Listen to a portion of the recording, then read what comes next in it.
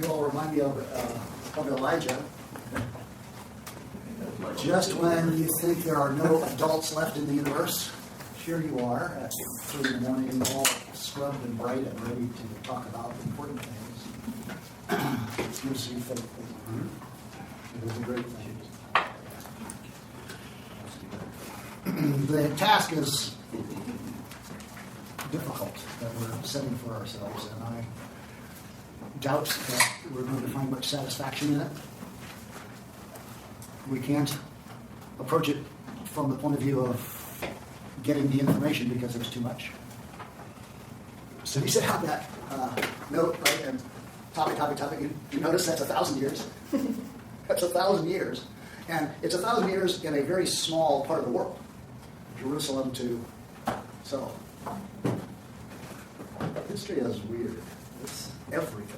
There's nothing that isn't best understood from a historical point of view. There is nothing human that isn't best understood within its historical context.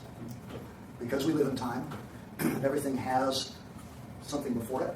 Even physics and math are really understood in that historical and social and economic and political context.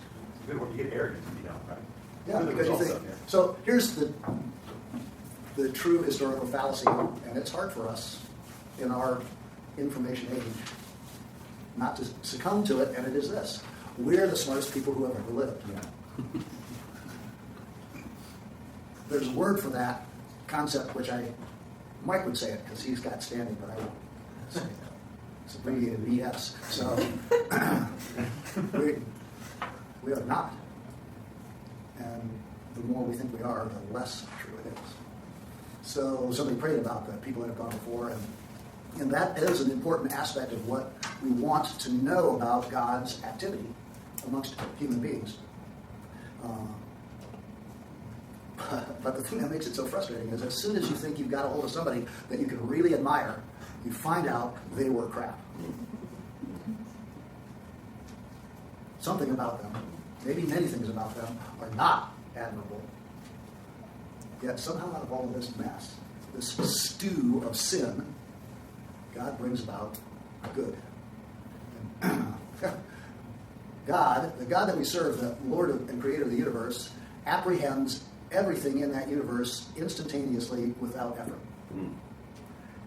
And we don't even understand ourselves, much less the person sitting next to us. So when you start to talk about history, what you've got there is a great challenge, and you have to approach it carefully.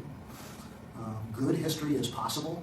It's done by people who grapple hard, who admit from the beginning that they have a point of view. There's no such thing as objective history. There's really no such thing as objective anything. Scientists in the room think they're objective, but they're really looking for a grant, or they have to pay their... There's no such thing as objective knowledge. All knowledge is socially conditioned. So what we have to do is admit that at the beginning and struggle with it and seek plausibility, seek the truth, knowing that we're not going to get all the way there. And it becomes even harder when we start talking about the church. So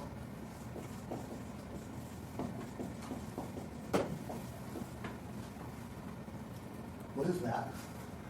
You always start with defining your terms, right? So what do we mean by history? Well, let's leave that aside. We're not going to get there anyway. But what I've just said about its subjectivity and seeking honest, plausible answers and trying to get an approximation of the facts, even if they are uncomfortable. Almost everything that you think you know about history is not true. Everything you were taught in high school, definitely not true. I love those kind of statements we're taught. Everything? Even when you were learned in high school. It's Not false. true. Because even though there might be a specific date and act, the best you could say is that it was very limited, and almost all the time it's couched in some political claptrap.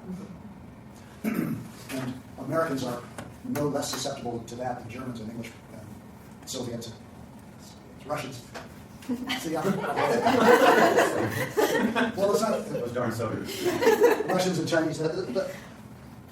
So we spend a lot of time saying, you are manipulating the information before we do this. We've got to be aware of our limitations. What's the church? You want to study church history? Let me ask you this. How many of y'all have had a class that you could call a history class since you graduated from high school? Okay, that's good. I'm shocked. Cool. Well, our job here. Yeah. Oh, wait, they might have been lying to you too. What's church? I mean, I think it's God's people, and in this context, it's like the organized form. Okay?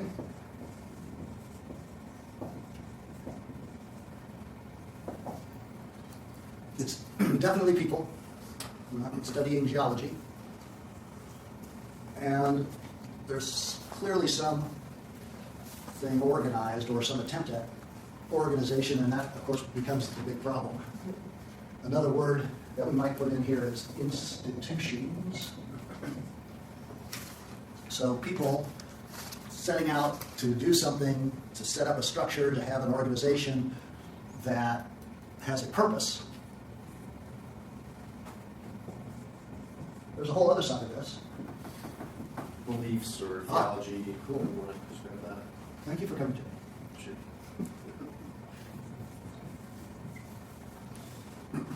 It's characterized by ideas. It's in its origin, it's setting itself apart from not church by beliefs. And there's other things in history that are somewhat like that you can identify, but there's something unique in global history of the thing we label with the big C, church. What are some things about church that are unusual amongst human institutions? Because all of these things define any. This hasn't told us anything. I mean, we could fill in, and we're going to talk about filling in these ideas, and that leads back up the chain.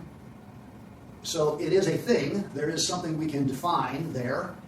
And some historians want to say, for their own purposes, Christian history or the history of Christianity, instead of saying church history, because they want to escape from the institution and get to the ideas. But there's things about Christians and about church that are quite unusual.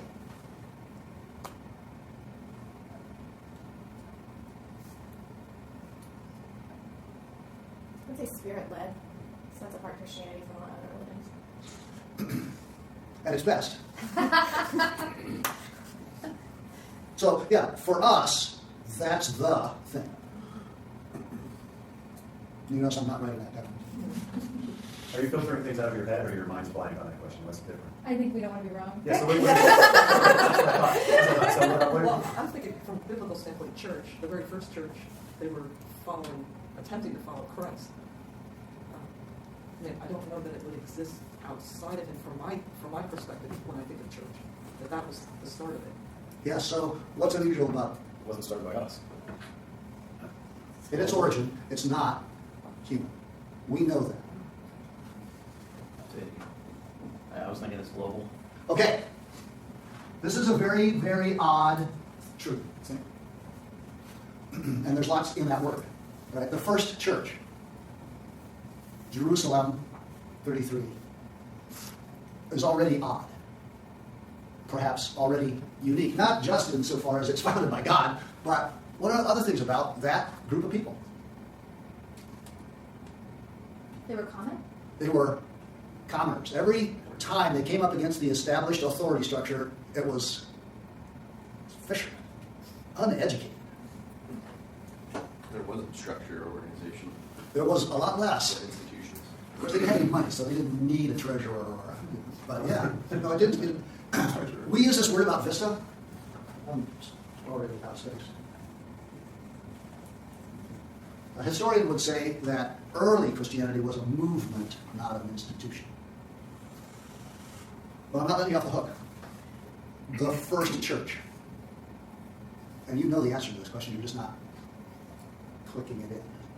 Think about that group of people. And the question again is, what was unique about What's it? odd? What's odd about it? Different, not usual about that. Women? Okay, from the beginning. Now, Wait, will you say that again? What'd you say? I just said women were involved. They were involved? yes, The first ones did too. et cetera, et cetera. the role that female people played from the beginning of Jesus' ministry all the way to today is quite different from the way the world has been. That's not to say it's been all good, because it's been horrible in many places and times. But the underlying idea is there's no difference based on gender. So there were women. Is that the one you were looking for, or are there others? There's many. Oh, There were women and men in the same room worshiping. yeah. Never happens before that. Grace Townsend obviously is unique. You don't have to do Yeah. anything. I mean, things that truly set it apart, there are, you could identify other organizations, movements, institutions that have very similar aspects. The only things that truly set it apart are the ideas. I think that's probably true. It's a fair statement, although if you're talking about the first century, it wouldn't be true. Everything that we would identify as having some of these, even is post-church. Here's one that I want you to get, okay? You have ethnic mixing. I don't think they've read the Book of Acts, What's that? right? Neither male nor female, neither Jew nor Greek. That's unheard of. Not that we have, if we're talking about the institution, not that we have seen that embodied well all the time. So one of the dynamics of church history is the difference between the ideas and the institutions. But I want to start on the basis of understanding that this is a very weird thing, the church. There's nothing like it. And it's not just what we know about it, but all historians recognize. There's something unusual here that can't be explained easily. And that multi-ethnic thing leads to a spread of these ideas.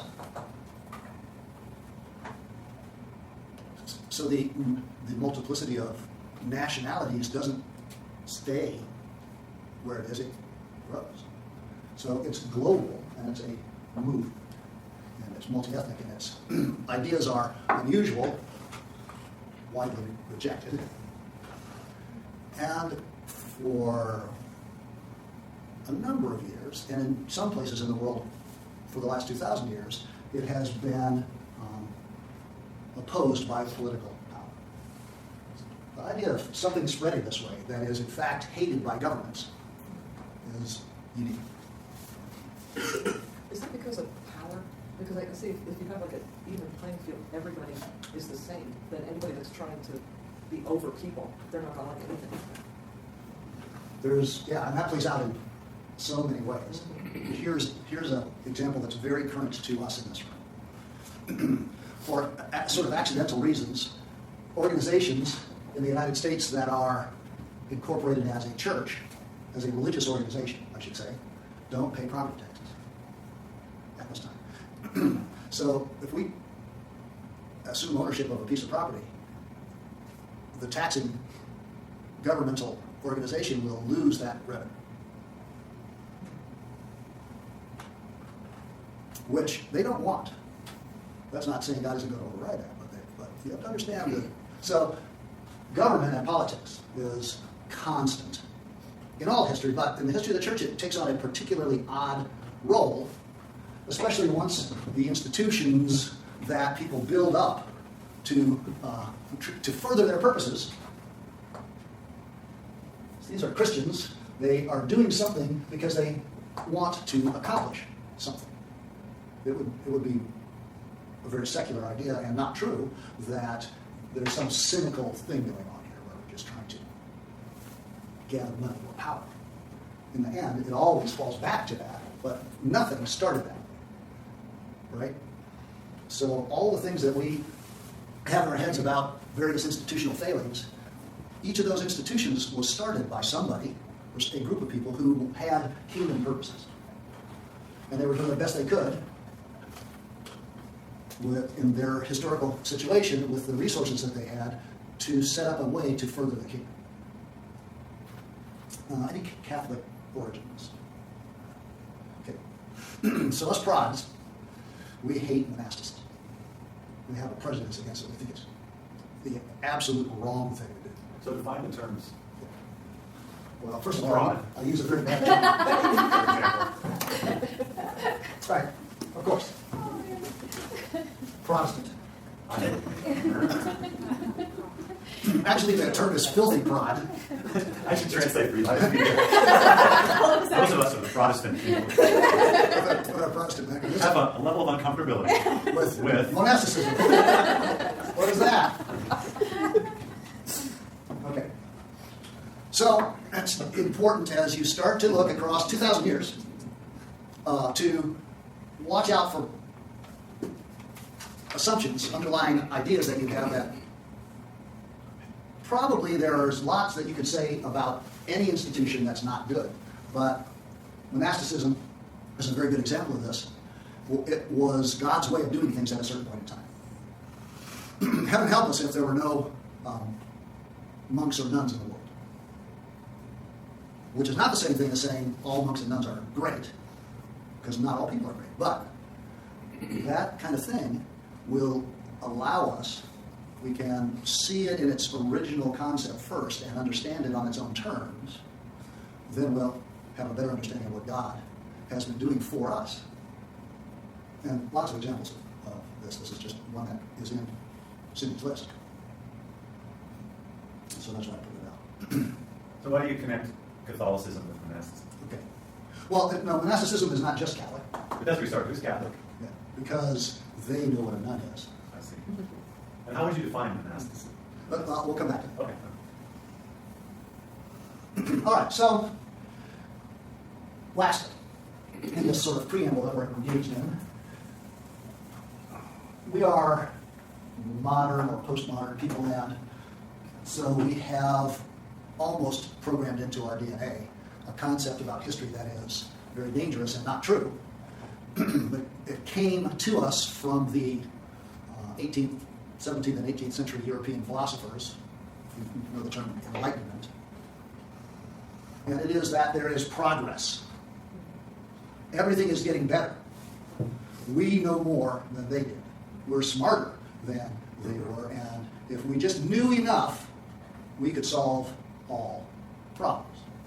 So, the myth of progress. And it's insidious for us. It's tricky for us because we happen to know that there is a purpose in history.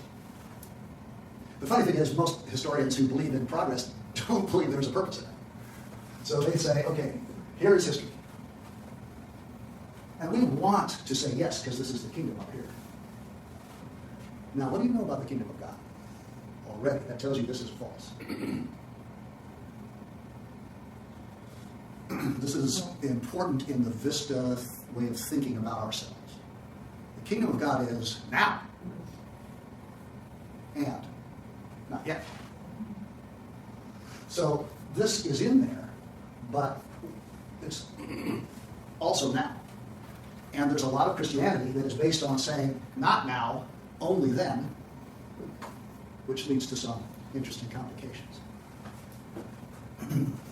At the risk of not being entirely accurate, I want to suggest, well, even that I don't. I want to suggest that the history of the church, the history of Christianity, and of its institutions is a lot more like this. And if we think in terms of high points, then we could probably label a few of these high points. Here's this. Give me a high point. I mean, the ultimate is Christ.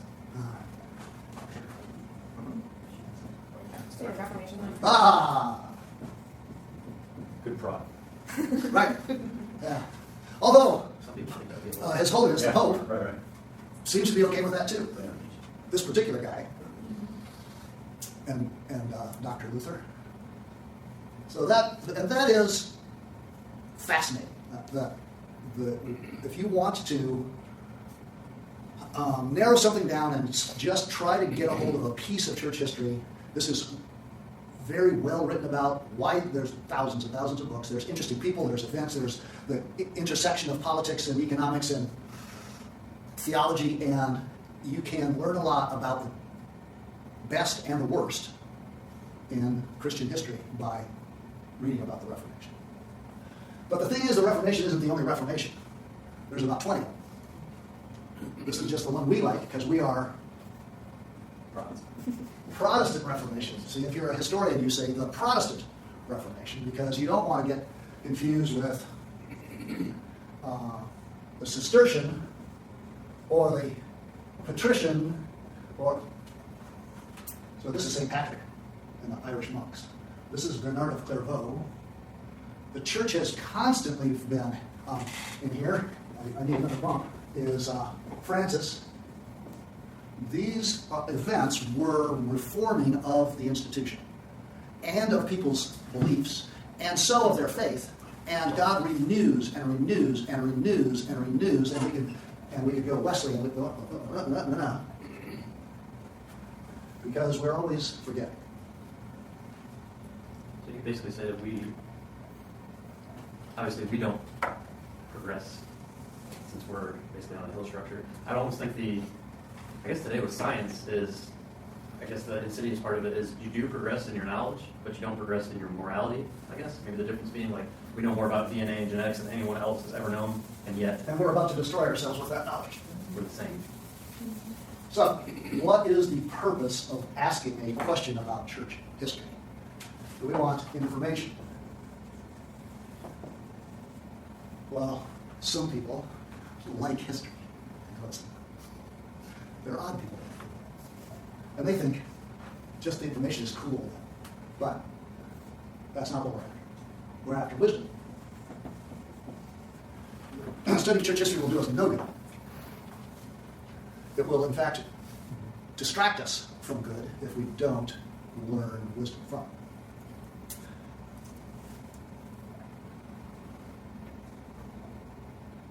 I don't understand. Because the beginning of wisdom is the fear of the Lord, right? So I don't understand how, in seeking information, you can gain wisdom. Well, it's because I'm just talking about historical information, which is information about people, and in fact, it's exactly the same process as spiritual maturation. We have a history. You have a history of faith, and it's doing this, except you know it's actually doing this. So what we have here is a chance to take what we know about ourselves, look for it, the good and the bad, and learn, before we get there, things that other people learned before us. I think this is a good example of a couple of lessons like that about how to have an institution that seeks to embody kingdom purposes without being bogged down in a lot of institutional complications. You've learned the lesson that the more structure you build, the more energy goes into maintaining the structure and the less energy is left over for the gospel. That's the kind of wisdom that I'm talking about. If God willing, we will learn it. But there's lots of important lessons for us because people have gone through this. There's nothing that we are going through that hasn't been gone through before. So we said, or it's a common phrase, we are standing on the shoulders of giants. And we are. Now, there's a couple of quick problems that we're going to run into anytime we start reading, and Dr. Knoll's book is a good example of this. The church is the people. There's so many that we don't know anything about them. And then once we start knowing something about them because of Facebook, there's too much. You don't really want to know. So we end up going like this, and we talk about turning points or great people. And as soon as you do that, for reasons that we need to fight against all the time, we're going to distort history because we're going to find out how many women in this book. Right? But I guarantee you they were there.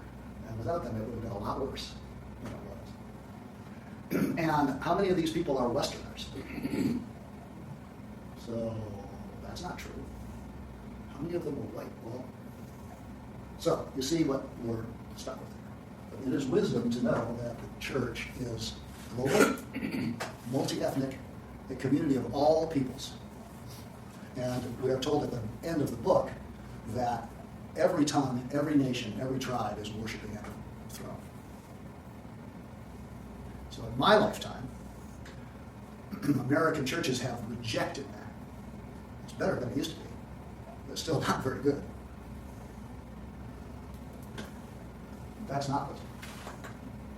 So it works both ways. We can learn from the good, we can learn from the clear errors. And we have a standard, unlike all other human endeavors, unlike all other human institutions, we have a standard that we can use to define the lessons that we're learning. Now I'm going to make a political comment. This is a lot easier than people want to think it is. This is a lot easier. Even we think it is, and most people think it's mysterious, it's hard, you can't understand it. You would think they had read the Bhagavad Gita instead of the Bible, the way they look, there's about 5 things you can listen to, bam, bam, bam, bam, bam. 5. That would put away all of these questions about what we should be doing. But we never apply them to history, or to politics, or the economics. So the lesson of history is the church is at its greatest, its most influential, its most biblical, when biblical ideas are in the front and everything else is in the back. And when these other things, concerns, power, wealth, that's why there's this wall. The troughs are things like the Renaissance Roman Catholic Church, where the clergy was engaged in a vast fundraising scheme. The popes were engaged in military conquest, and there was no attempt at any spiritual activity. I challenge you on that statement. Then there was Luther. Well, there were always I'd attempts. argue the churches had very influential moments when they were not very spiritually correct. Sure, on the detail level. John Huss, for example. I think influence doesn't necessarily have to be positive. Hmm. We've had a lot of negative influence. Yes. Yes. All right.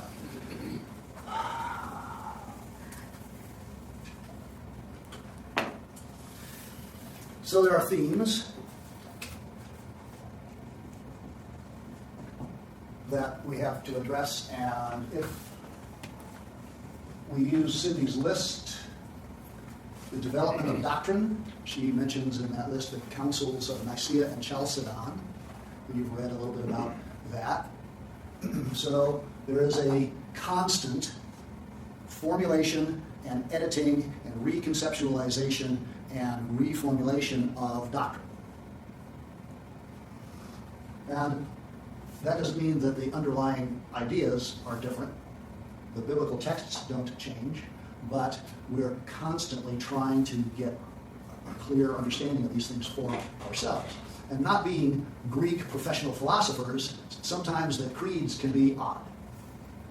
In the spring, we're going to look at creeds. And this ascribes to the Nicene Creed. But the content of it is particular, it had a particular purpose. So here's an example of how history is never simple or pure. A bunch of guys, all guys, got together and they hashed out 2-paragraph statement of doctrine. Why were they doing it? Well, first of all, here's the history. Here's the history thing. When? What was the time frame? A year, or approximate. Historians don't actually care about dates at all. If your history class was a bunch of dates, that's nice. But there's a context, and the date is a hook for us to understand what else is going on. The answer to this is 325. A.D. Anno Domini. So if you read secular books, you'll see C.E., current era, since they don't want to say A.D. anymore. But the year of our Lord 325. Why that? What does Noel tell you about this? Basically, they had enough time to come up with a lot of conflicting viewpoints, and there were different sides on several key doctrine, and it was affecting all of them as the church spread, so they needed to get like a comprehensive view. That's really excellent. The time since the fall of Jerusalem had allowed for diversity of opinion. That's really very insightful. What was the main disagreement?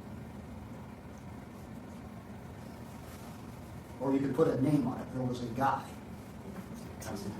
Well, he comes into it too. But doctrinally, there was a guy. Arminius. Nope. Arius. Yeah, it's really unfortunate how similar those two names are. So think of it this way. The guy that we call Arminius was actually a Dutch guy named Herman. That would be easier to remember. Arminius is the Latin form of Herman. You sound cooler when you're Call it Arminius. Arminius. Arius and the Arian controversy. And what was the Arian controversy about? We have Arians living amongst you. Christ was equal to God. The divinity, let's say, of Jesus, whether he is to be referred to as divine, and therefore entailing lots of very subtle and difficult wordings. But Arius said, the Bible doesn't teach that Jesus is God, it teaches that he is the firstborn of creation. And God is one, so Jesus can't be equal with God, he must be a created being, but he's everything else after him is his, but he is created. And the rest of the church said, not true. Jesus is God. And then the whole list of things, why they thought that was true. So then that's where the political guy comes in. At the moment of this Arian controversy, you suddenly had a different political situation. Which is to say that instead of being illegal, Christianity became legal, and although it wasn't the official religion of the Roman Empire in 325, it was in effect official because of Constantine's attitude, and he wanted peace inside the empire, because what's going on in the Roman Empire? And I'll just tell you. Yeah, attack after attack after attack, invasion, difficulty, trouble, decay, the barbarian invasions, the Germans. Watch out for those Germans. So Constantine needed, whatever else was true about him, he had to have internal unity, or he knew very well that the entire Roman Empire was going to crumble. It could not withstand internal division as well as external attack. So his motives are mixed at best.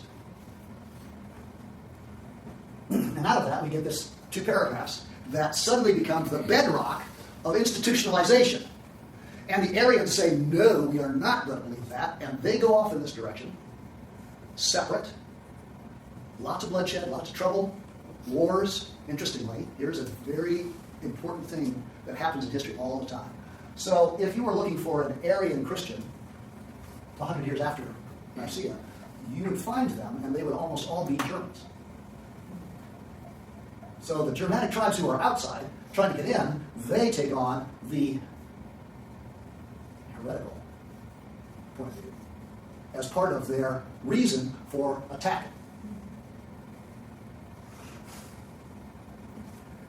As I said, we're going to come back to creed, so I don't propose right now to do doctrine, but certainly it's your question if you want to go that way. This is you, not me.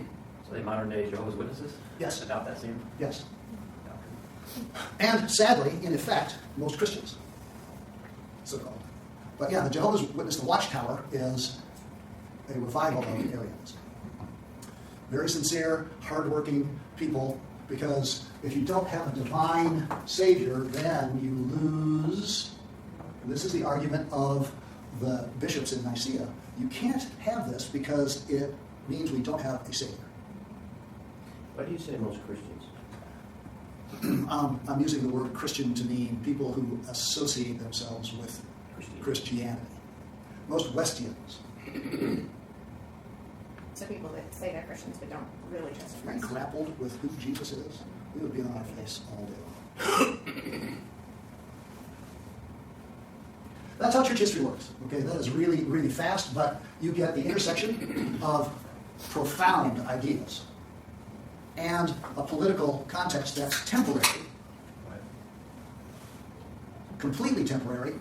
A different guy than Constantine wouldn't have done this. You could have had a Christian emperor who just was a different sort of person, and he wouldn't have done this. At the same time, in 325, Rome is still together enough that bishops from all over the Roman Empire can come to a place and get there and be there for several months and then go home again. 200 years after this, that could not have happened. Trade was gone, travel was super difficult at that point, and this is a moment in time. This is how you say, well, look, this is either coincidental, accidental, or somebody's design. The Roman Empire was an incubator of Christianity, even though it persecuted Christianity. Right up until, and that actually after Constantine as well. There was a couple of other emperors after him who were pagans.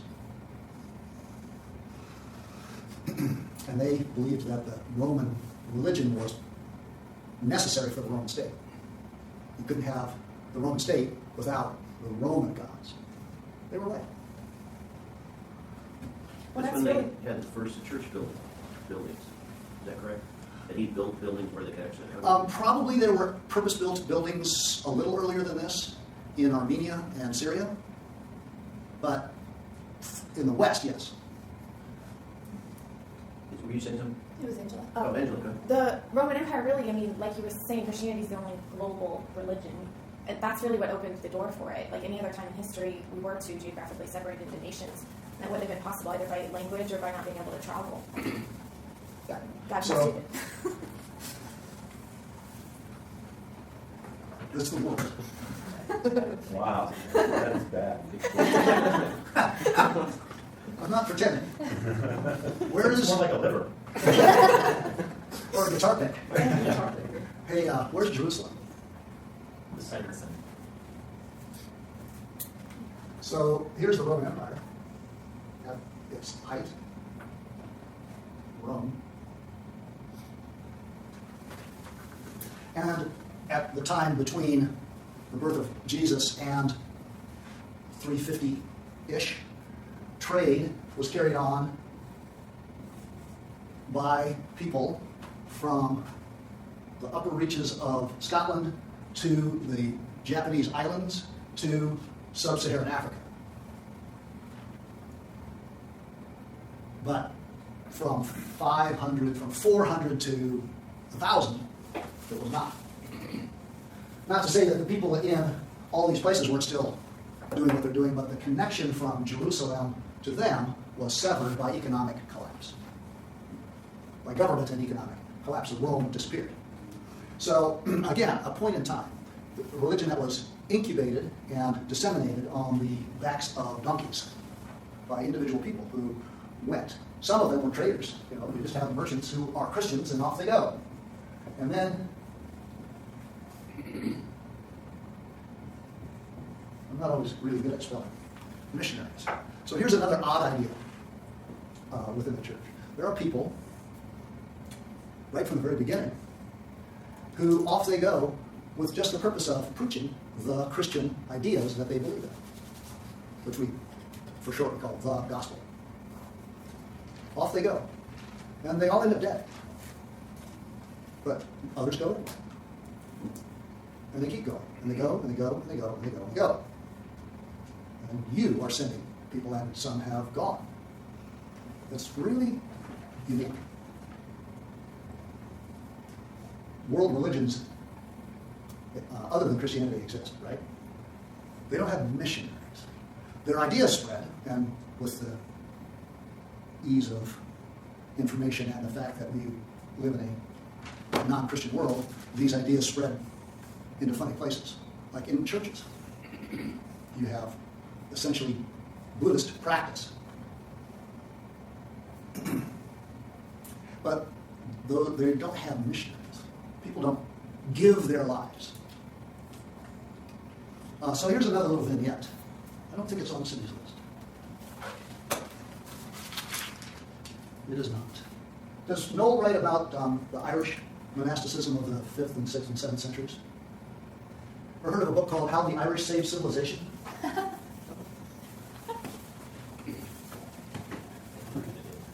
Yeah, I was reading it last week. It's really good. You would like it. My quiet time. It's a wonderful story. Wonderful story. One of my heroes, a fellow named Podrick, what we call Patrick. Patrick. Patrick, who was English, not Irish. He was, no, he wasn't English. He was Briton. He was Celtic, but he was not from Ireland. So here's what I'm talking about with the Irish and with monasticism. And it does connect to Benedict, which is on our list. What is monasticism? Jack.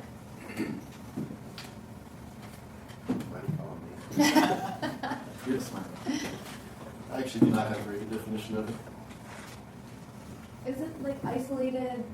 Like I think of monks and nuns who like isolate themselves in order to focus on studying Okay. and serving. I am going to substitute a word for isolation. That's a little more general.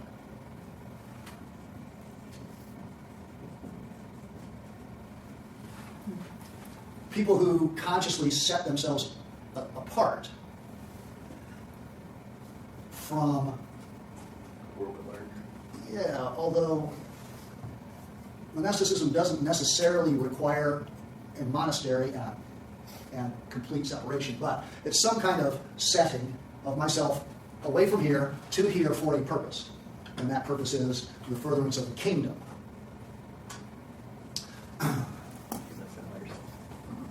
And some monasticism is by individuals. There's a word for it, but I was going to say it, but then Mike would mock me for saying it. So. Hermits. You know what a hermit is. So Hermetic monasticism actually was the first form of monasticism. It was practiced very early in Christianity. People who said the world is evil and I'm getting out of it. St. Anthony is a very important example of that. But a key point in the history of monasticism in the West, because it's quite different in places where you have different cultures, is Benedict. And Benedict was an Italian fellow who lived in a town that has been in the news recently,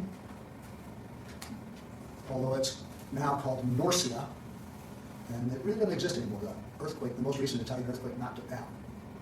Benedict was a powerful noble in Italy, and he was from Nursia, but he lived in Rome, and the conditions of the church and the chaos of the lack of government and the last German invaders knocked a couple of the aqueducts down, so there was no water.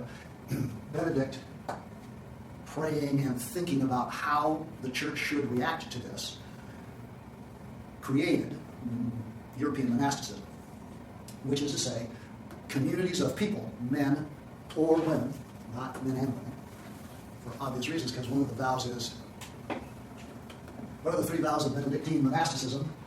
Chastity. Chastity and obedience and poverty. So that's not the order that they come in, but those are the 3. So communities, communes of like-minded people living together, preaching the gospel, living the Christian life, and in the economic conditions of late ancient, early medieval Europe, a monastic community was a very powerful way of feeding yourself while you were doing these things. And for protection, because the world outside these places was not Christian. One of the sort of assumptions that we like to make about the spread of Christianity is that once you get to Constantine, then it's just like that in Europe, and that is utterly untrue.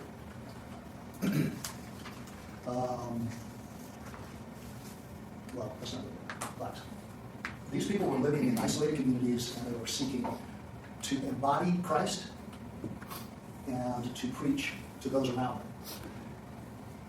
Benedict is really cool. You might run into, if you read current Christian observations about politics, you might run up against this term. That's very popular today in America, which means remove yourself from the political structure and live a simple communal life as a witness to Christ.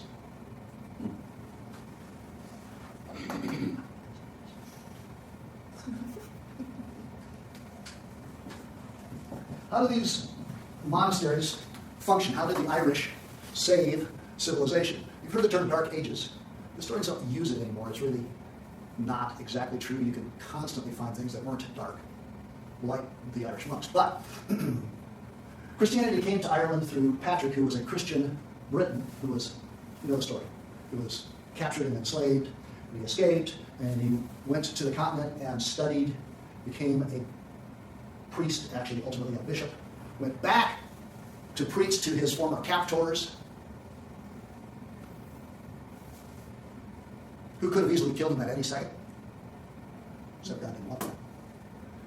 And through Patrick, many of us can trace our Christian heritage because of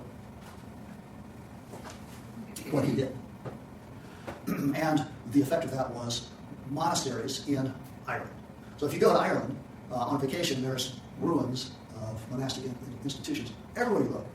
I've seen pictures of these tall, round towers that they used for storage and safety. If you haven't, then Google this. Glendalough, if you're curious. So the church is ensconced safely in Ireland at the outer edge, while Europe is scourged by wave after wave after wave of invaders from the north and the east, and the churches are essentially cleared away. In the period between 500 and 800 or 900, essentially, churches are eliminated north of the Alps. Plus, you got this whole Muslim thing.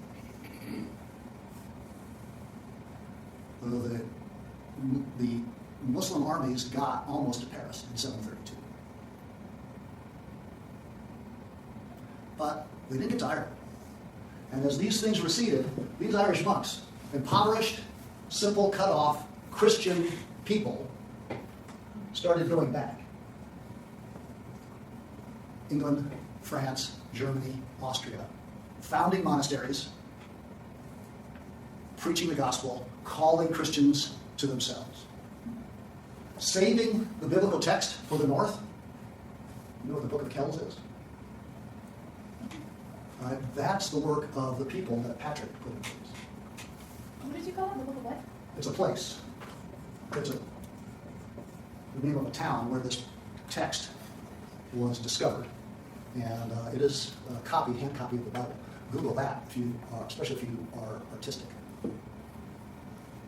None of this is explainable on the basis of power or economics.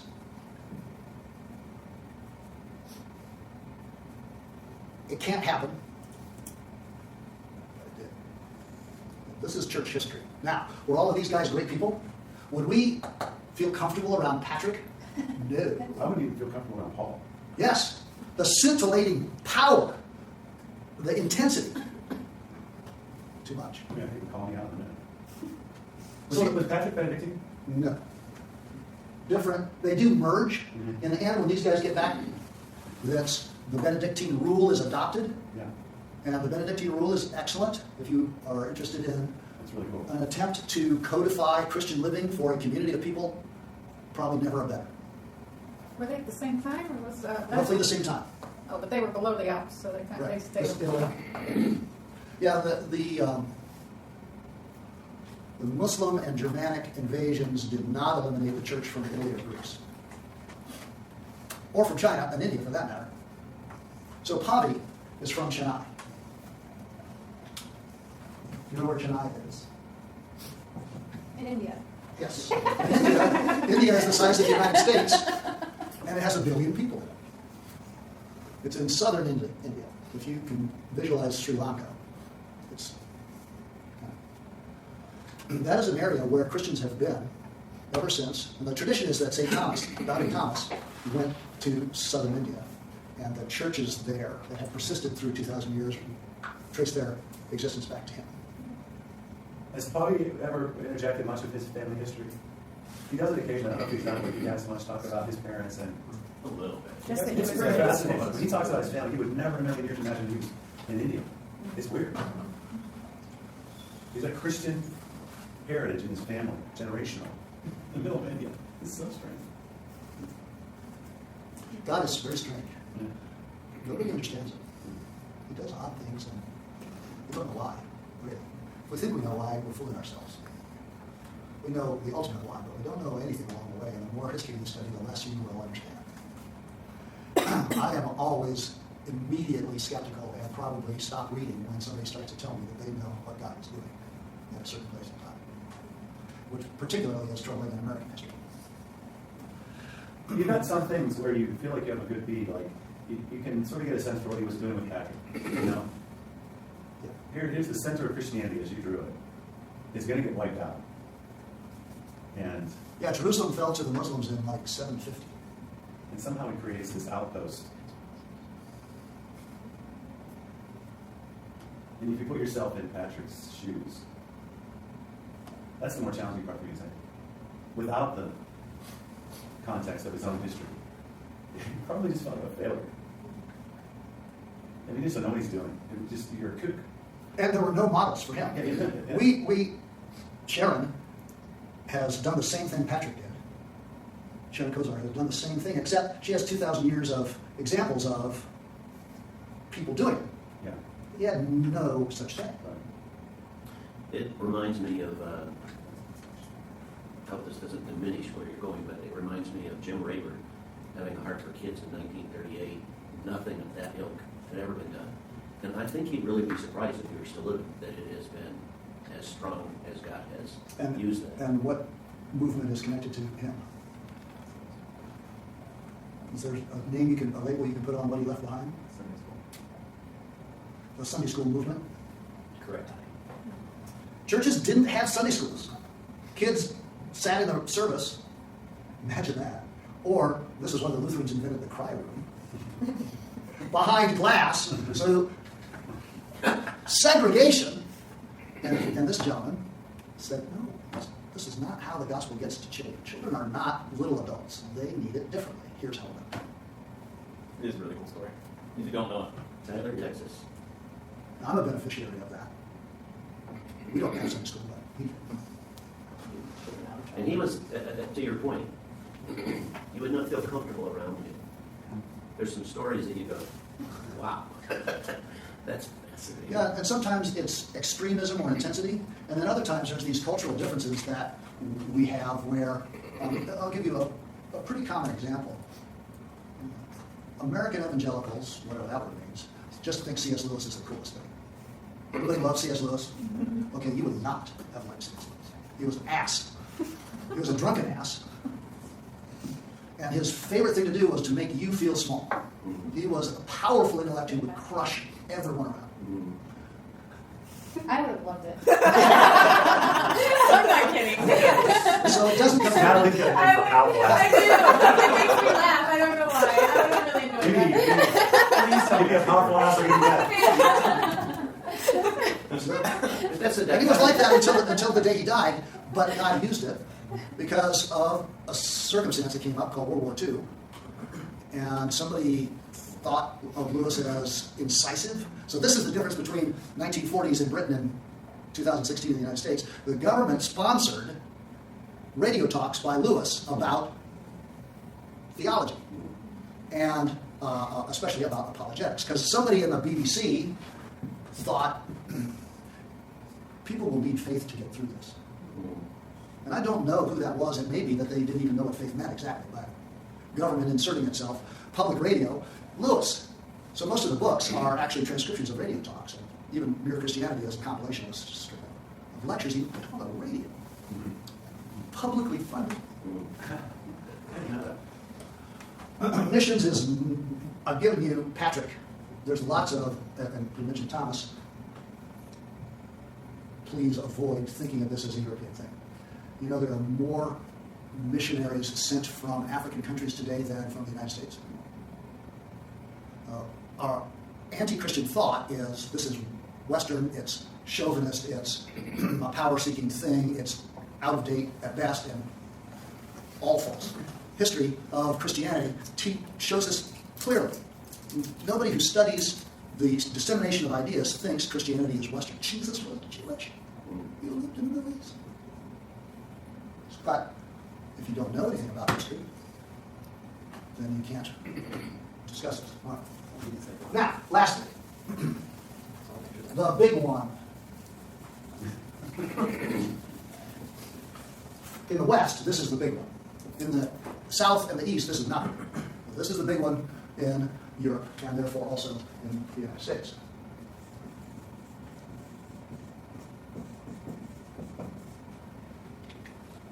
Constantly repeating itself, constantly reasserting itself a conflict between governmental institutions and church institutions over power and money and land.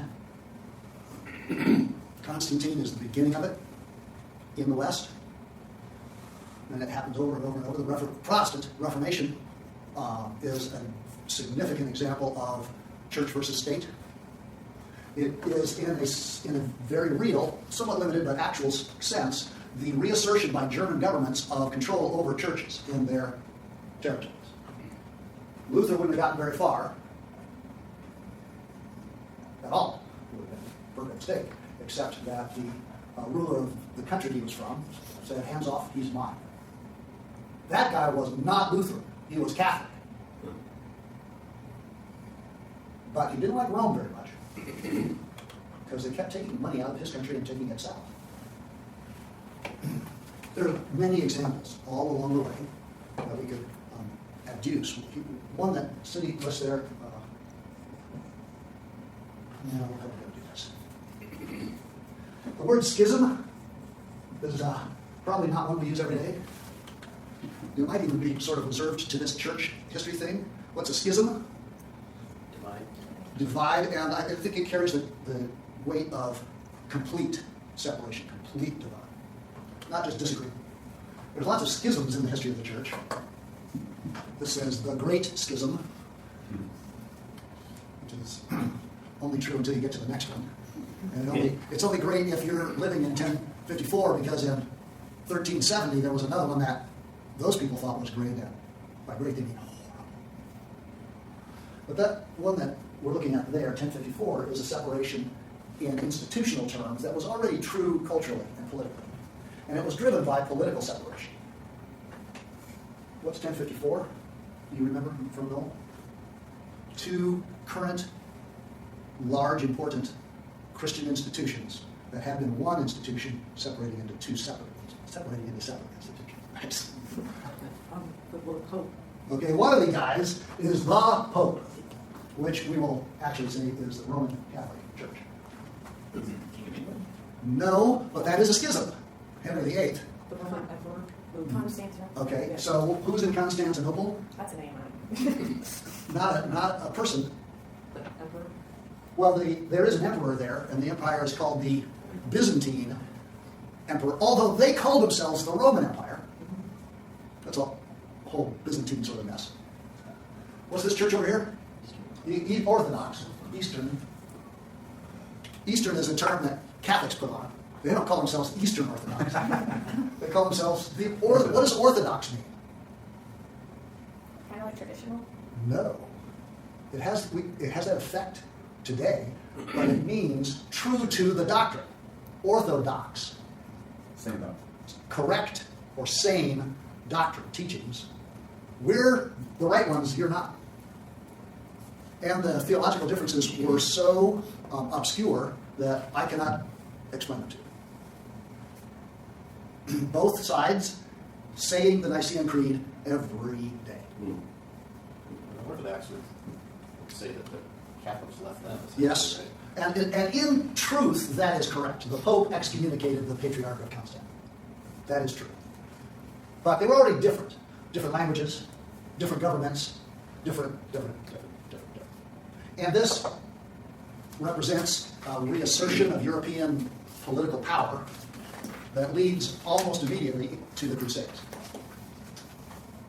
So the schism of 1054 is really the first step in the Western European attempt to conquer the Middle East. And as I said about the Reformation, if you're looking for a kind of somewhat definable thing to read about and interesting from all these points of view, if you want to read about how bad the church can be, what people carrying crosses can do, and okay, here's another political comment. If you want to understand why Muslims might be skeptical about the West, just read about the Crusades for an hour. It is the most reprehensible thing. All in the name of Jesus. Also interesting how many Jewish people were slaughtered. How many people in general? Christians, Jews, Muslims, they slaughtered them all. The Third Crusade conquered Constantinople, broke in and slaughtered all the people in Constantinople just because, they wanted to kill. I probably went over a line there. That might have been judgment rather than...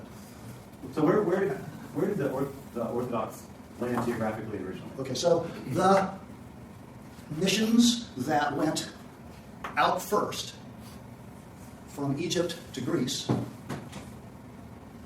that defines the area that we call today is the Orthodox area. And from Constantinople north into Russia.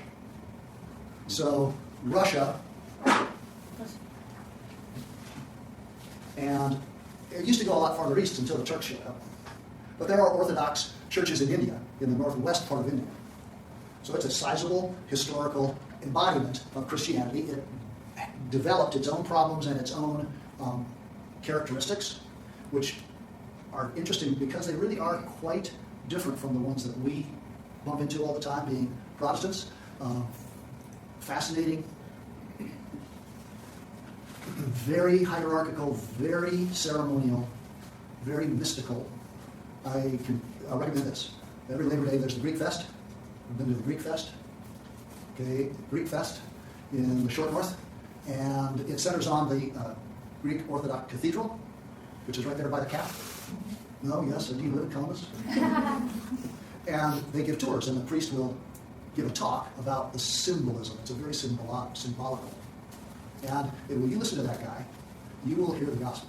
The reason they're doing that festival, the reason they invite people to come in and look at the art, is because he wants to give the gospel to you. Grace, the divinity and majesty of Jesus. Mm-hmm. But because they spoke Greek, because it was too far to go, so there's something about church history that's practical. It wasn't practical for Rome and Constantinople to cooperate. Once they divided, then they just went. So there's no Protestant Reformation in Orthodox Christianity. That's a really, really important fact. Oh, wow, that's cool. Because They're already gone. and Protestantism became tied to governments so quickly that there was no impetus in the 16th century for Protestants to go into Orthodox lands because they didn't have governmental support. Luther sold out. Wait, what? What's that mean? What's that mean? If you read early Luther, you would identify with it. If you read late Luther, it is all the government is in charge, you better obey.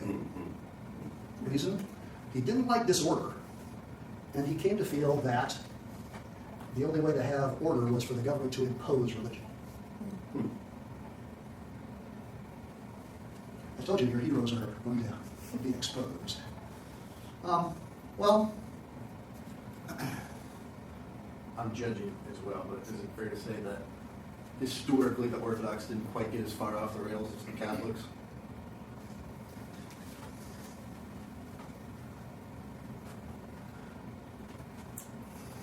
interesting. You guys pace around a little bit and throw his hair back. Something's coming right now. Yeah. Again, I'm judging. I don't know enough about the details of the history of the Orthodox institutions.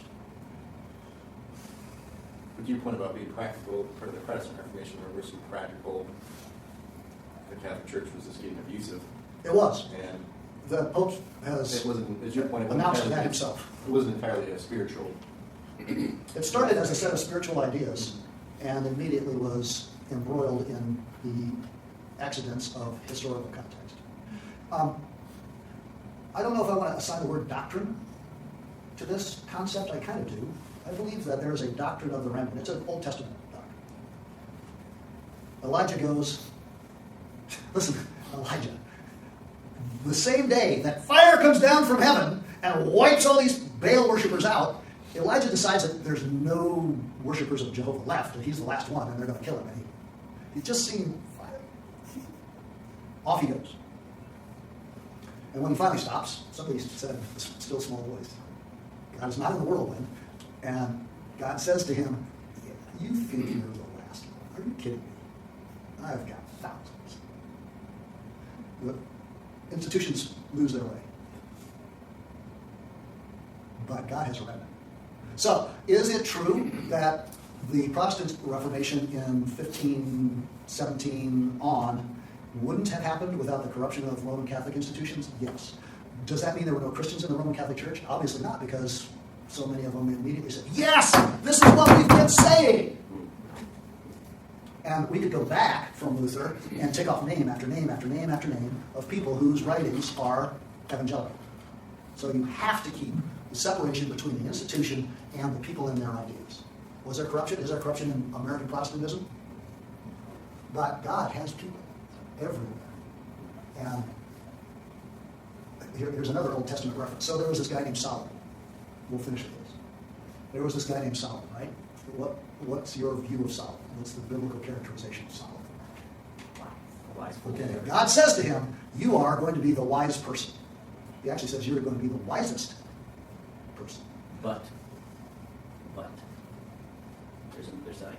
Yeah, he apparently was wise when he was young, which is opposite. But the older he got, the stupider. Lots of reasons for it, but there was one thing that God really said, "Don't do it. Don't do it. I'm telling you, this is arrogance. Don't do it." What was that thing that Solomon insisted on doing even though God told him not to? Well, that's true, but that's not the breaking point, interestingly. Charlemagne cast himself as the new Solomon. And one of the aspects of that is he had 1,000 concubines. No, it was counting, numbering his possessions. That's where God got off the Solomon wagon. Because it was pure arrogance. And you can't count because you don't know. It was a sign that he had forgotten the difference between the spiritual quality of the nation of Israel and his political power. So when we count, we are committing a sin. It's a power issue, right? It was power and wealth. So the Roman Catholic Church counted and counted and collected, and inside of that mess, God had people. God had people in Judah, Benjamin and Judah, the nation, the kingdom of Judea. He even had people, God had people in Samaria. He has people here. But really it's a remnant. So when somebody tells you 80% of the people in the United States are Christians, that's not. Go away. All right, let's take a break. One last question for you. For me? Yes, you love history. Yes. What are 3-4 things that history helps you to practically apply your faith? How does this practically cash out for you? Am I allowed to tell the truth? Yep.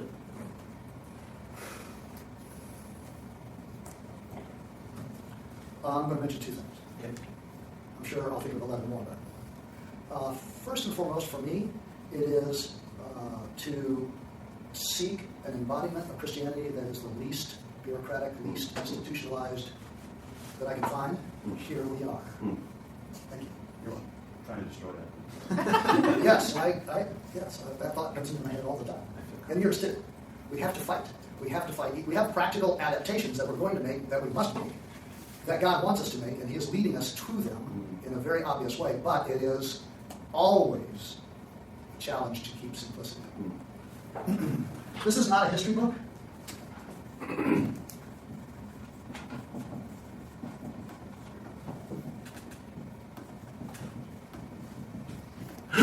And you may be familiar with a bigger book by Foster called The Celebration of the Disciplines. This is an expansion on one of those, and it changed my life. Ironically, it was given to me by a graduate of Dallas Theological Seminary, with whom I would have extremely great difficulties, because I'm not a dispensationalist anymore. So, that's one, is seeking simplicity in the church and in my own life. I don't want to own anything. I don't want to be defined by place or time. The second is connected to the first, and it is that I have gradually in my life, and pretty early in my Christian life, given up on government. I have no patriotism. I regard the place I live as a lovely convenience that's been given to me that makes me kind of fat and lazy. I look upon the people in the world who suffer for their faith with awe and fright. I will not be sucked into any talk about America is Christian or there's anything exceptional about the United States. It's just one more brick in the wall. And it's actually a lot worse than we think it is. So those are my two. Thank you. Thank you. That's good. And that's why historians tend to not be very, academic historians, they're sort of off of this patriotism thing because they see stuff that just isn't good. You see that we're all the same. And look, we know this, right? We're all the same. Shouldn't be a shocker. What Shouldn't be a causes you shocker. so as someone, it seems like you're constantly trying to learn, right? So if you're constantly in a position or a stance where you would like to learn more, what could someone else do or say that would cause you to oppose them so much? You said, Richard, the guy who gave this to you, you would come in conflict. Oh, that was something of an aside just for Gary's benefit. Oh, okay. But that gentleman and the school of thought that he comes from, which is labeled dispensationalism, is a way of thinking that was introduced to me when I became a Christian, and this is Christianity. And then I found Calvin, and I realized that dispensationalism as a theological stance is at least not necessary. So you're talking about like the box that he believes in is so far away from where It's you are. currently far away from me. Okay. Yeah. But see, one of the things about Vista, and we've talked about this many times, is that we don't bring those things out in the open. So David Puckett, Dr. David Puckett, who's a professor at Dallas today, would probably feel quite at home in Vista. So this is I was just talking about dispensationalism for my Reformed friend over there. Say great. Good job, Todd. Thank you. Thank you. Thank you. What's on your mind? Is there, what do you have questions about with regard to Vista right now? I told you this before. My agenda with the residents is to let you into my mind and my life. Egocentric as that sounds, it's really just an opportunity for you to know stuff that other people don't get to know, talk about stuff that a lot of people don't get to talk to you about. So, privileged space, if you will. I get that. I really just want to be available. So. I want to know what's going on with the SBA building. We're praying for your meeting, so I have all those I'm down. also praying for you to like sleep and rest and all of this stuff because I don't think that that's happening. That's the impression I'm getting. Yeah, and fits and starts, but I don't know if it's related to anything other than my age. Since you're so old. Yeah. It's changing. There's a lot of things changing. Turn 50, it's like... Gary's like, wait till you're 60. Stop your whining. Comes with the territory. What What about else? the, sorry, I have a lot, but I'm just wondering, like, the interaction of the staff, the leadership. Yeah. Like, how, I guess I'm just wondering specifically how to be praying, but like, with the Christmas program and the building and the details of everything that's going on, how is the interpersonal going and how, as a resident team, can we support the leadership in what might be going on behind the scenes? We're super busy. What else? So my small group asked this question. What is more Vista's purpose, or I forget exactly how they asked it, for them? Is worshipful, missional, relational, less 10, or the intersection of Jesus in real life? Or which of those hits closer to what Vista is about? What they should see as their mission as people? What was the third one? Intersection of Jesus and real life.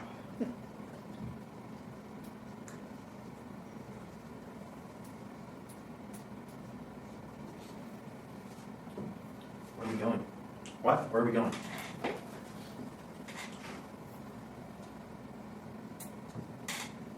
Along with that, how are you guys dealing with the, as Todd alluded to, who's very anti-institutional?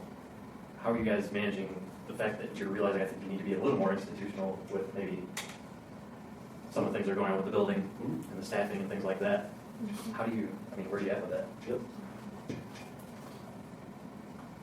Still maintaining your Simplicity. Yeah. They're good questions. Mike, this is a cynical question. I apologize. It's actually one that Matt asked me. Matt. My Oh my gosh, husband. Matt. Who are we trying to reach? What did you mean? Who are we trying to reach? Okay. That's, yeah, part of that. I guess, or maybe we're. His what we think- argument is that we're just displacing Christians. Or moving on? We're just moving them. We're by pulling people into Vista, it's just a Christian who just moved churches. That's his argument. Yeah, it's true. We do a lot. Yeah. A lot of sheep stealing going on. Yeah. I go to other churches and I'm like, come with me. Yeah. Go to church Blindly services. follow. I know it. You like a What do you expect from us, or how do you see us being used better for serving, loving, caring as VLR? What do you expect? What do you want? What do you desire? What next? Right, these are great. What else?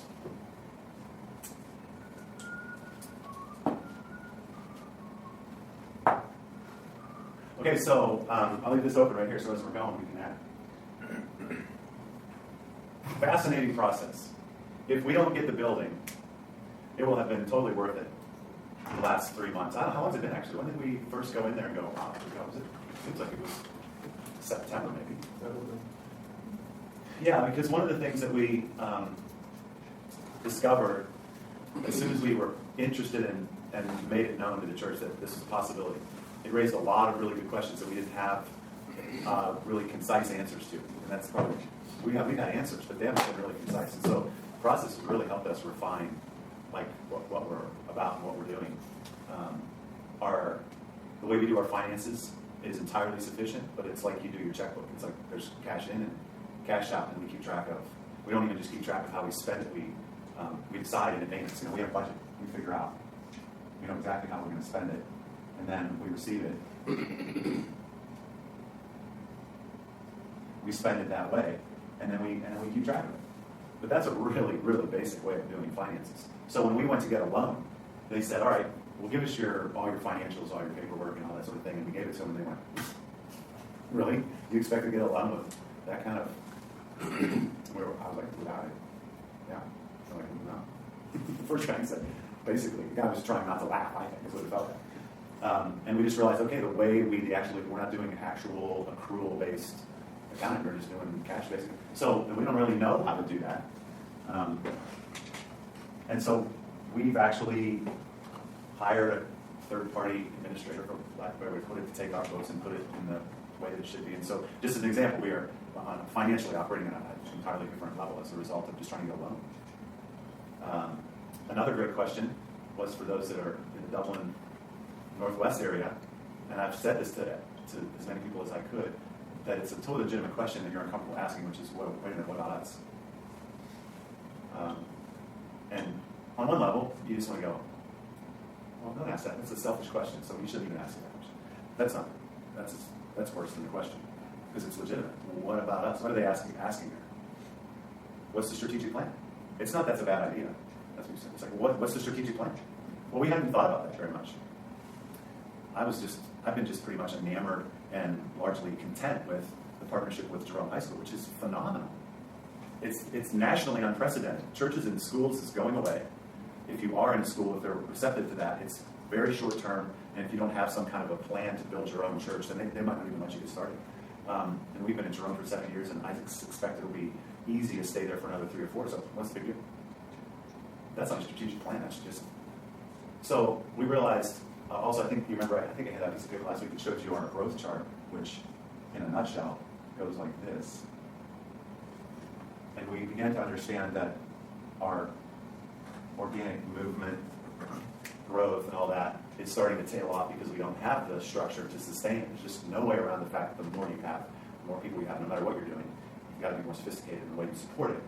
Not only that, so that's been helpful. We didn't really analyze that chart. It wasn't unknown to us, but you just automatically think, oh, we've gotten away from our core values, we're not working hard enough. But it wasn't. It was like, really, it's a lot of support structure. But the other thing was, the Northwest scenario of small office space, large Sunday morning space, that there's this kind of big gap in here that's really impacting our ability to continue to do what we've done well over the years because of young families.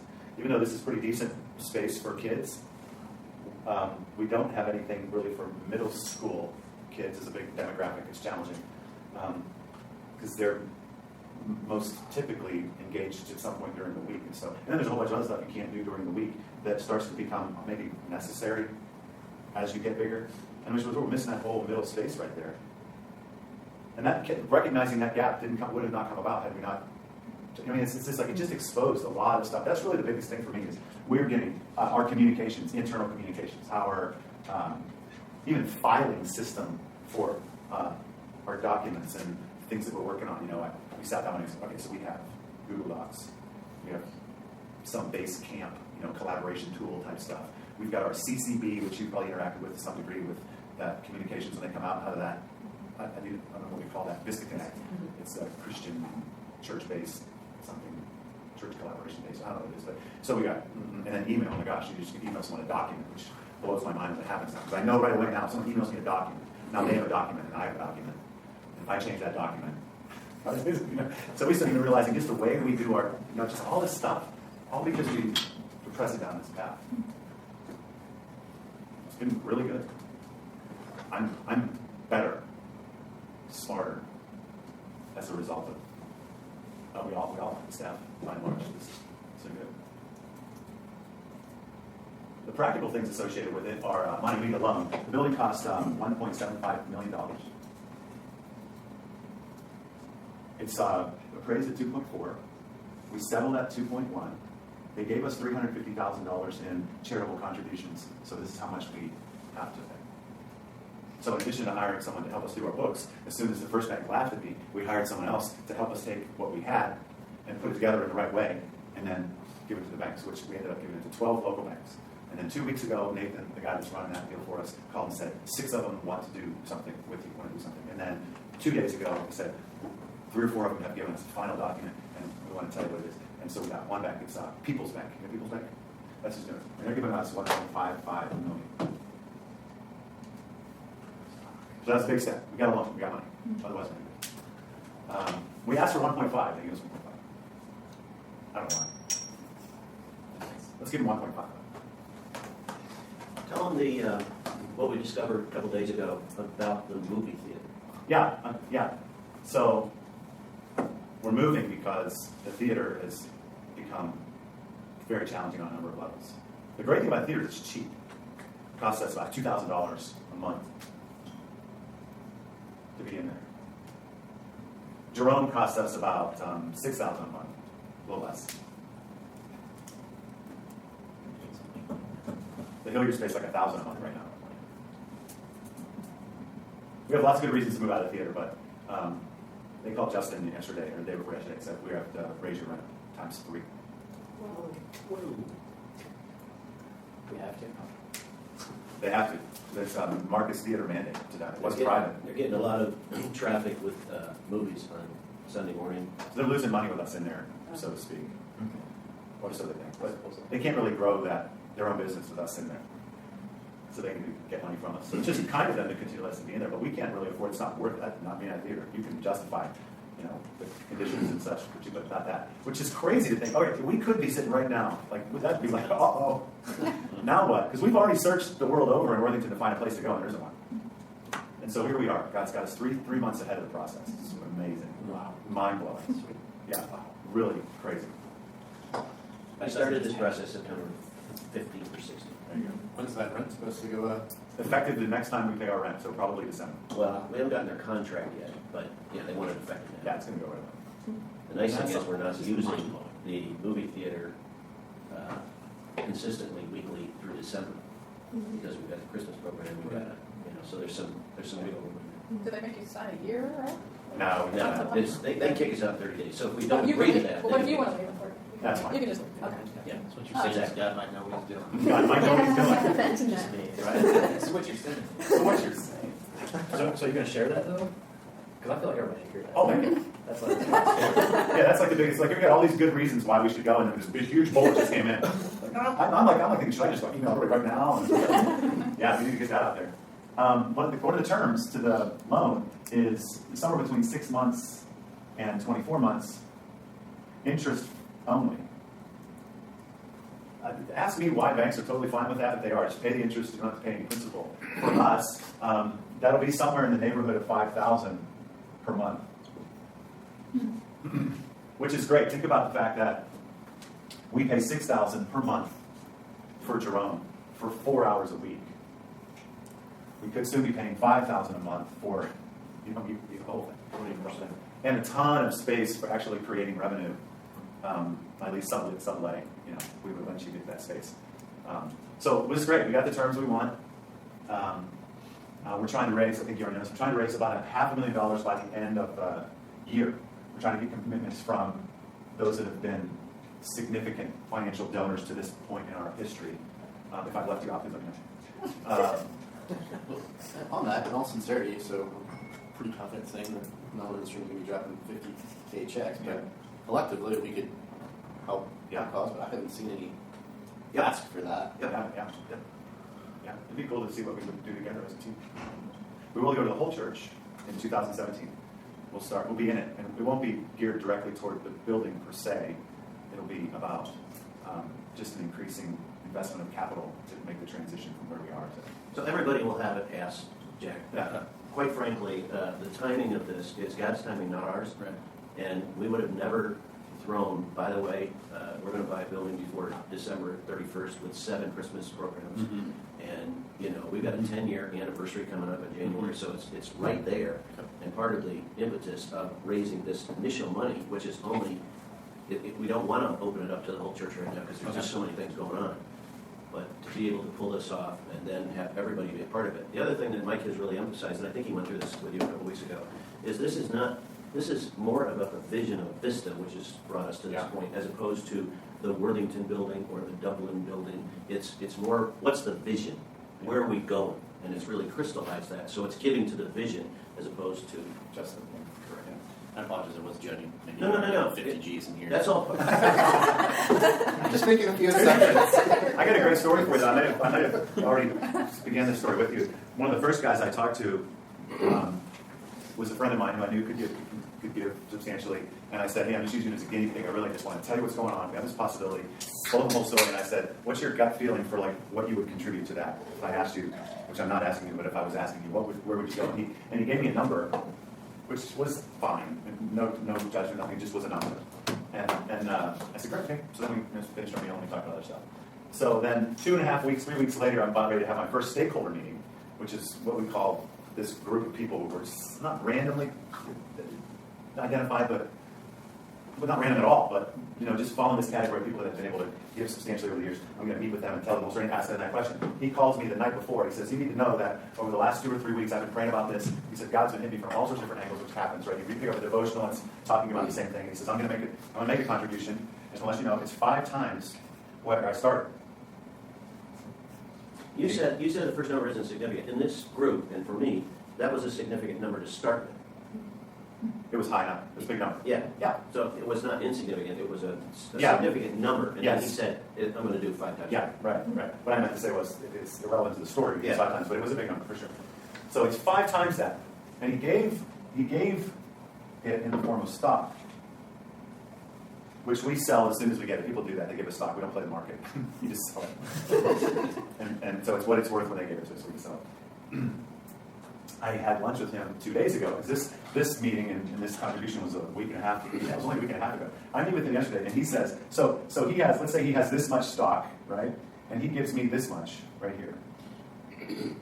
This square right here has gone up in value since he gave it. So the rest of it, so he doesn't have this anymore. So he has this. Are you tracking with me? Mm-hmm. Right. Right? That's what he has left, right? He gave away part of it. This dollar amount right here is now equivalent to what it was before he gave it, plus like $1,000 or something.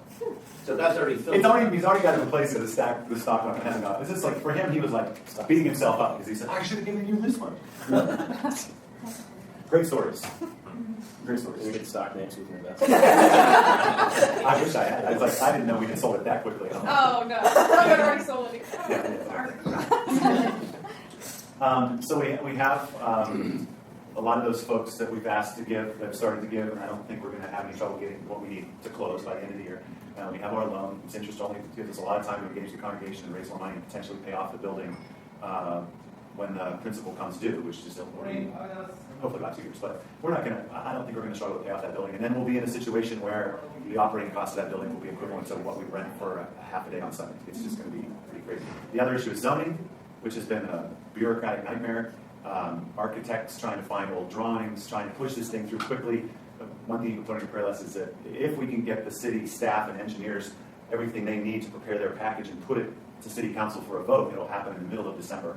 And then that vote right there, which is a variance for us to use that building, it's zoned in such a way that a nonprofit assembly wouldn't be able to occupy it. We have to have a variance for that. We have to rezone or just permission to use it in that way.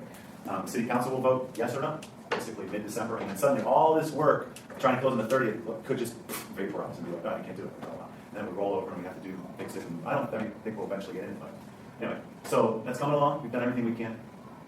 Money, zoning, like I said, the sophistication of the operation, strategic planning, and everything is really, really in a good place. So I'm in the process of sitting down with people individually now that we've met in mass and talking to them about what's going on.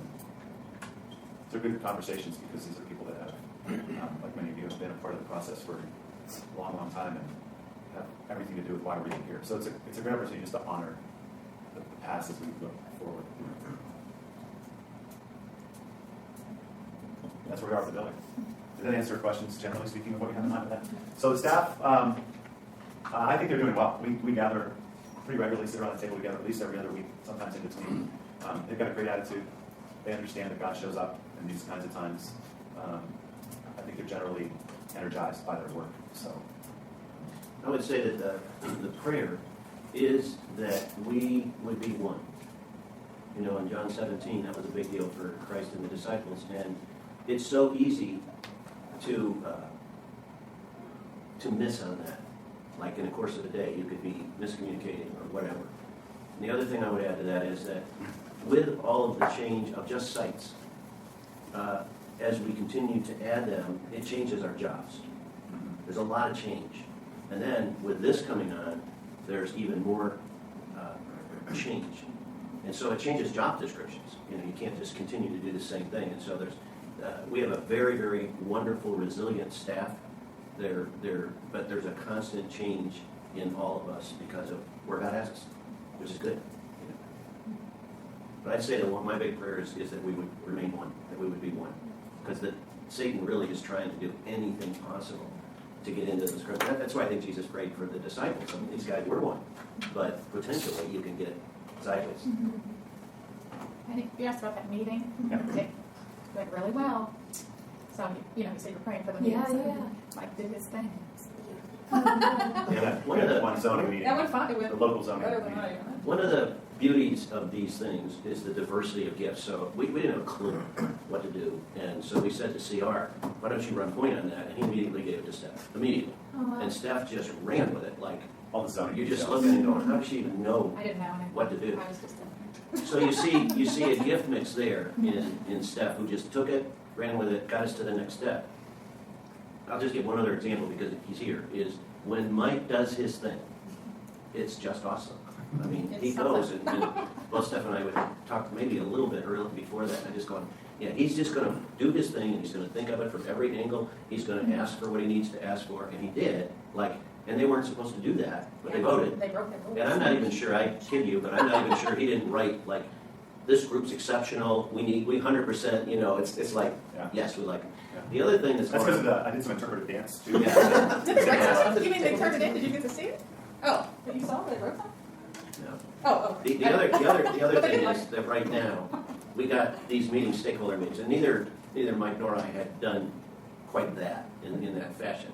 And so we had this time with certain people casting vision, and again, like Mike said, it really crystallized us. But now he's meeting with people, and he said, boy, I don't know, I haven't done this. I'm going, I don't worry about this at all. I mean, one-on-one with Mike is always a treasure, it's always good, So when you see, and again, I'm not pumping him, I'm pumping God Yeah, because he right. gave him the gifts. I'll give one more example. I'm talking too much, but you, of leading the prayer, because prayer is so key to this whole thing, and if it isn't saturated with prayer, we're in the wrong ballpark.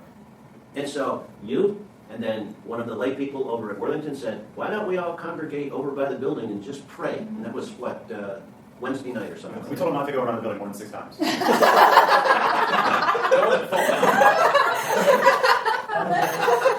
But the point is, the diversity of the body in action, it just doesn't get any better than that. So do you find, I know for me personally, my faith is just, I don't know, like you believe initially and then you go through different things that just, when you're doubting, you can look back Yeah. and be like, the faithfulness, like Yeah. when you're questioning and doubting. And I feel like for me, this process of just watching God place Yeah. everything is that. Yeah. Like when I go into the, my husband has a million questions about this, and when we start talking, I'm like, I don't know, I don't think of it that way, I don't know. And then to go back on, to look at these things and just know, Yeah. you know what, yeah. It's I amazing. got up the other night about 2, I had a headache. And I rarely ever get a headache, but I got up, and I was worried about the budget this year. And I was worried about what people were going to give. And I can't remember if there's something else. And then I got thinking, I went, okay, I've always been told, don't worry about things you can't control. Well, I can't control the budget. I can't control what people give. And then I backed up and I said, is this what I believe and where God wants us to be? And I went, yes. Well then, Gary, what are you worried about? And but I had to talk myself through that. Because this is my life. That thing that Todd did, this is me. And I need the body to help me and to encourage me, because sometimes I don't have a ton of faith. I'm going, I'm a counter and I got all this stuff, but yes, exactly. Is that there's a diversity body, God's doing some great and mighty things, but God's growing me in the middle of all this, because that's what God does. So, worshipful in the most basic sense is how we orient ourselves to God.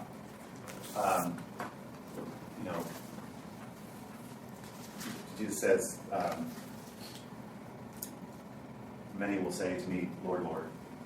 Many will make me center, will say, you're the center of everything. But I'm paraphrasing, butchering it. But the one, right?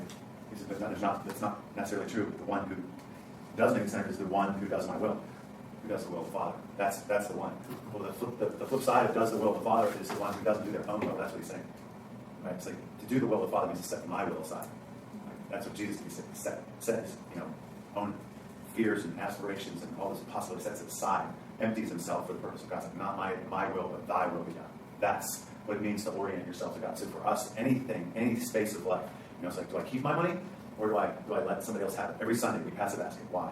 Because it's worshipful. It says, I want to keep it, but I'm going to give it. Why do I volunteer? Why do I do something with my life other than what I would naturally do? When you just put that in the name of God, in the name of Jesus, it's worship. Well, that's what worship is. It is an orienting of God central, Jesus on the throne and not me. Relational is the way we orient ourselves to Jesus. The distinctions shouldn't be made, but you understand this is we relate to one another, no matter who they are. Best friend, spouse, business associate, enemy. The same. We are sacrificial. We are faithful. We are gentle. We are other-centered. And this is what we mean by relational, is that we relate according to the heart and message of Christ. So we are oriented to God worshipfully. We are oriented to others according to the rules of Christ. And we orient ourselves and are engaged with those who don't know Jesus. They're far from God, missionally, right? So that's, okay, we're engaged with the world. So these two things here are predominantly associated with missional. We're saying, okay, this being true, we want to be worshipful, we want to be giving, we want to be sacrificial with our time and our resources, and we don't want to be isolated. No, we want to push church outside of itself to the intersection of life. And we say real life. People say, well, what do you say real life? Life is life. Well, we add the modifier to it because it's not hard to engage the world. It's hard to engage the world deeper, real life. Hey, how you doing today? Fine. Oh yeah, me too. Good. You love God? Absolutely. What do you mean by God? Let's not get into that. You know what I mean? So we want to be oriented to God. We want to live lives that are sacrificial. They're not for ourselves. They're for others. We're willing to die rather than to live for the sake of other people. And we want to engage the world that is far from God in a worshipful, relational way, so that they can impact them. And then this is even a smaller subset of that, is we're just trying to be even more intentional about who we're intersecting with. So to answer your question, Evan, these two things particularly that you mentioned, there are going to be others. All of our tools are going to tie back to these two things somehow. We don't really want things to be floating out there as just rudimentary or, like even just even giving, right? If we give and say, oh yeah, every week fasting, but no, we try to make that. We understand it's a worshipful moment. I don't know how well we do with that. I'm not very well.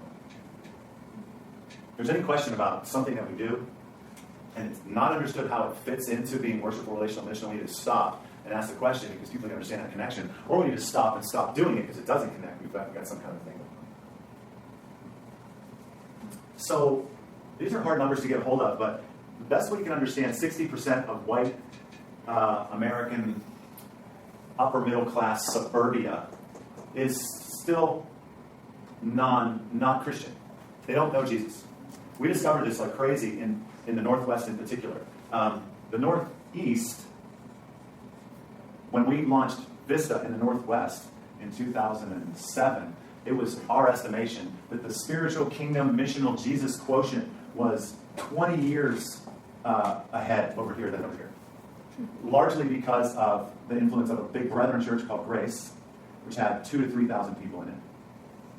Xenos, which had 2,000 plus people in it. Vineyard, which had 6,000 plus people in it. Heritage, which had 2,500 people in it. And over here, big Catholic, not that there's anything wrong with that, lots of traditional. But in terms of what God's been doing, the movements of God, this was still very much entrenched in what used to be, and this was kind of massive. So when Vista came over here, what we didn't anticipate was the most significant movement going on here. Do you know what it was? The most significant missional, Jesus-centered movement of the Northwest, even more than over here. Young Life. The Young Life contingent in the Northwest is amazing. You know who was coming to Vista when we got here? Young Life kids were pulling their parents into Vista. And those parents were Catholic and traditional. Good church people. They know how to give. They know how to serve. They know how to attend. But they didn't know Jesus very much in terms of my life. They kind of knew him Sunday morning. But the whole idea of living Jesus out, it just was very anemic. So Vista shows up here, and what we see is conversion growth. This is one of the answers for Matt. Lots of conversion, actual conversion that you can hardly see, because there's a 50-year-old person, and they get saved, and externally you don't see much change, which is what you would normally see. You see someone who comes to Christ, the way they start doing. They start going to church, they start giving, they start serving. They're already doing that. So the externals, it's kind of hard to see. But if you know those people, their hearts just came alive. They started to care about other things. Other people started to care about their associates. It's just been crazy to see the revolution of heart of a 50-year-old. And most of our conversion growth has not been, it's been church people. So we're convinced that there's still a purpose for suburban ministry, suburban churches. How do you reach them? Well, you reach them with other people like that. You reach them with suburban people. The other problem is the 40% who were Christian don't have, by and large, have this Jesus component, this missional component, a gospel movement. So not only at 60% of the people in suburbia America that don't know Jesus, you got the other that do are kind of asleep. The church has failed to mobilize them to their neighbors. And so this is what Vista is bringing to the table. This is a really cool thing that happens is whenever you have fresh stuff show up where there's stale stuff, at least in the spiritual sense, the stale stuff sometimes gets revitalized. So there's a number of churches that may have been initially put off by the arrival of this kind of new thing in our traditional world, but a number of those churches didn't run from that challenge. They rose to that challenge and started thinking about what we're not, like, why are people growing there? And why aren't we gathering people, why are people coming here? And then churches have done some really cool things, and since then probably 8 or 9 other small church starts have come in Vista, and in the Northwest is kind of catching up. So we have a big need to revitalize, and the traditional church is largely responsible for, it's almost like a transplant, right? The body can reject that new kidney, or it can embrace it and help become a part of the body. There were a number of churches in the Northwest that embraced and helped Vista survive, or they could have just kicked it, they could have done, they could have been wicked about that. So the fact that we exist is a testimony to having been received, and then the humility of the existing church to grow and change is also a testament. So it's really great. So we believe very firmly that there is a necessary and significant suburban ministry. And there is quite a bit of transfer, but some of that transfer is church transfer. It's not necessarily Christian transfer, not necessarily. It's like, could be someone comes here, they don't know Jesus, and they're being led to Jesus. And then that's not our focal point. Our focal point is those who are listening to church are praying for non-believers in their world and trying to reach them. So that's who we're trying to reach. We're trying to reach your friends and associates that are far from God. It's a slow process in the suburban world, though. That's for sure. That, honestly, it's part of the reason I like being engaged globally, because what's happening globally is different than what's happening globally. And that's just exciting to be a part of the global church, where you got someone like Pastor Dan, who's baptizing 3, 4, 5 people as an association every week. And you got someone like Jesse down there in Cambodia that's going to plant 500 churches in 5 years. It's just like in largely unreached people groups and villages. So, what it seems like where we're headed to some degree,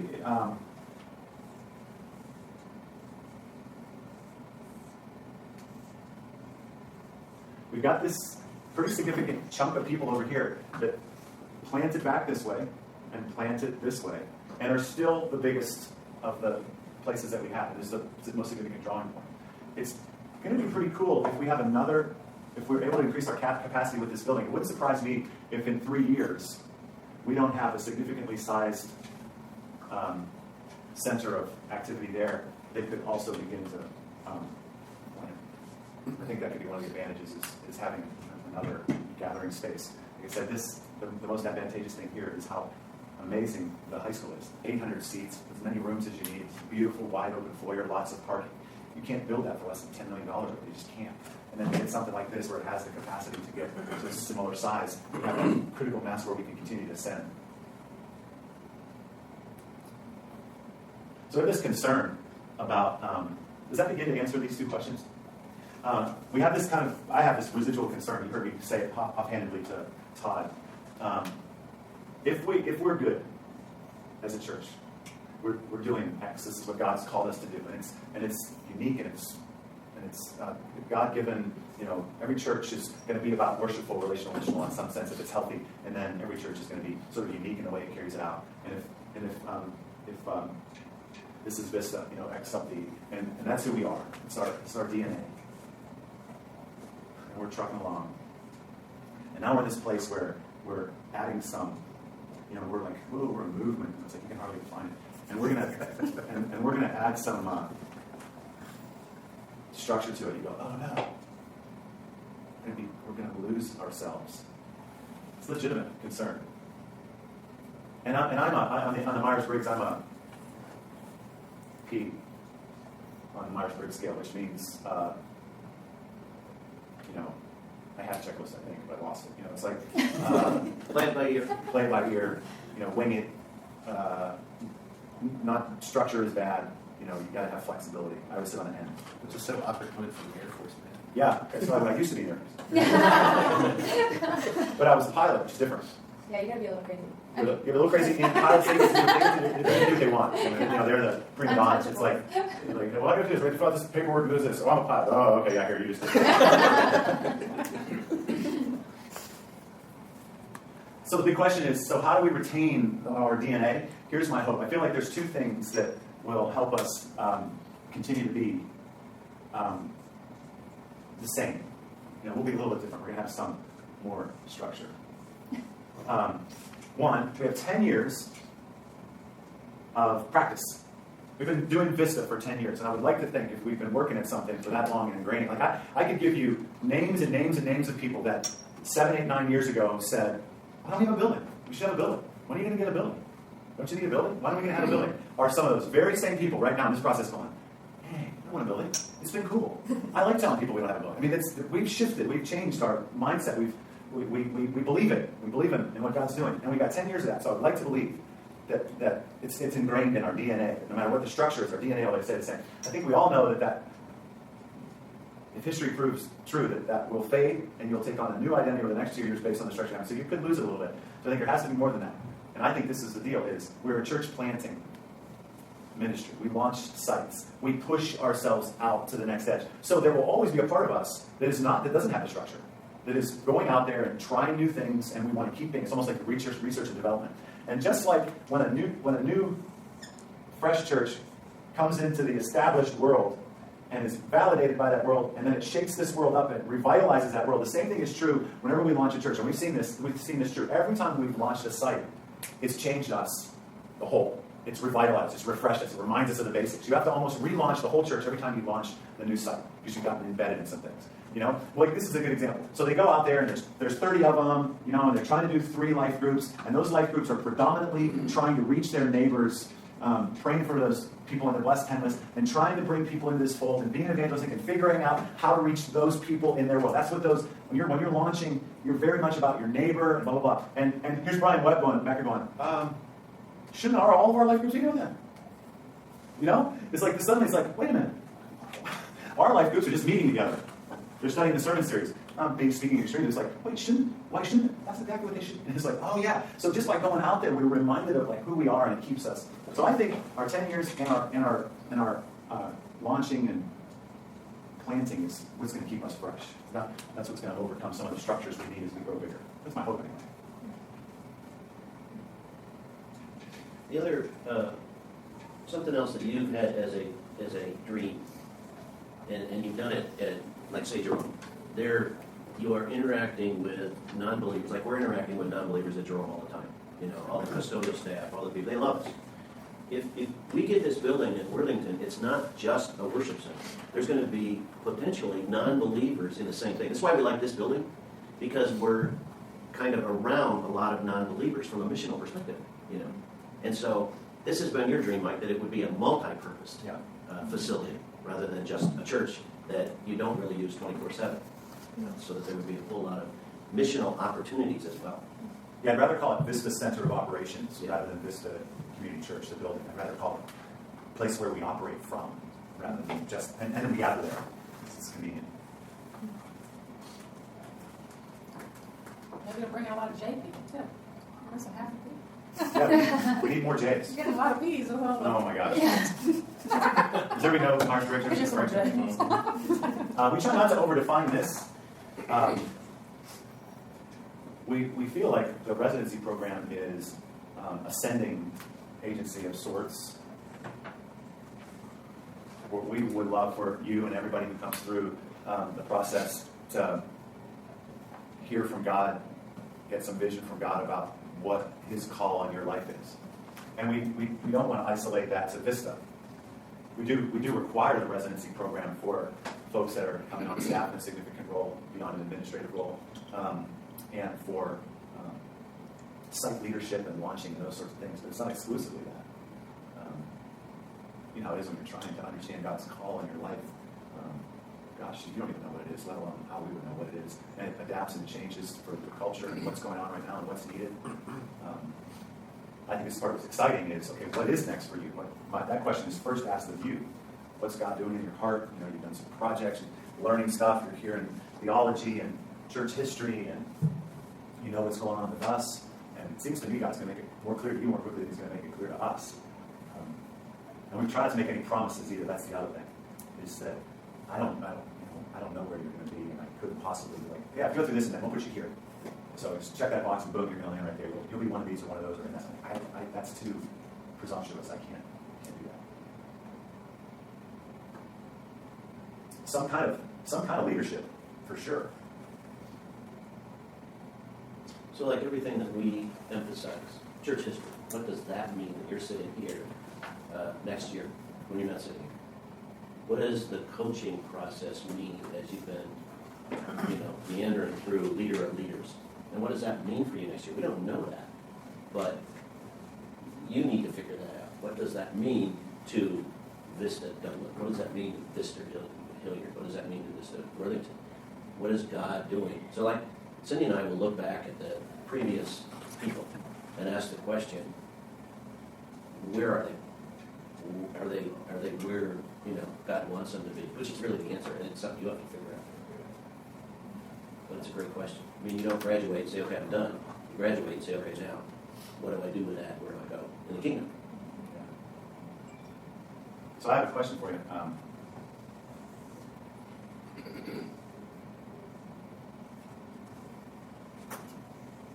The property sits right here. It's like 4653. There's actually two properties together, Worthington Galena Road. And there are two entrances off of Sancus.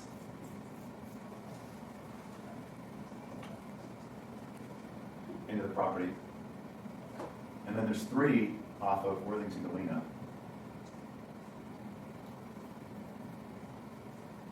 And this is a nightmare of an intersection at rush hour. This area right here. 270 is like right here.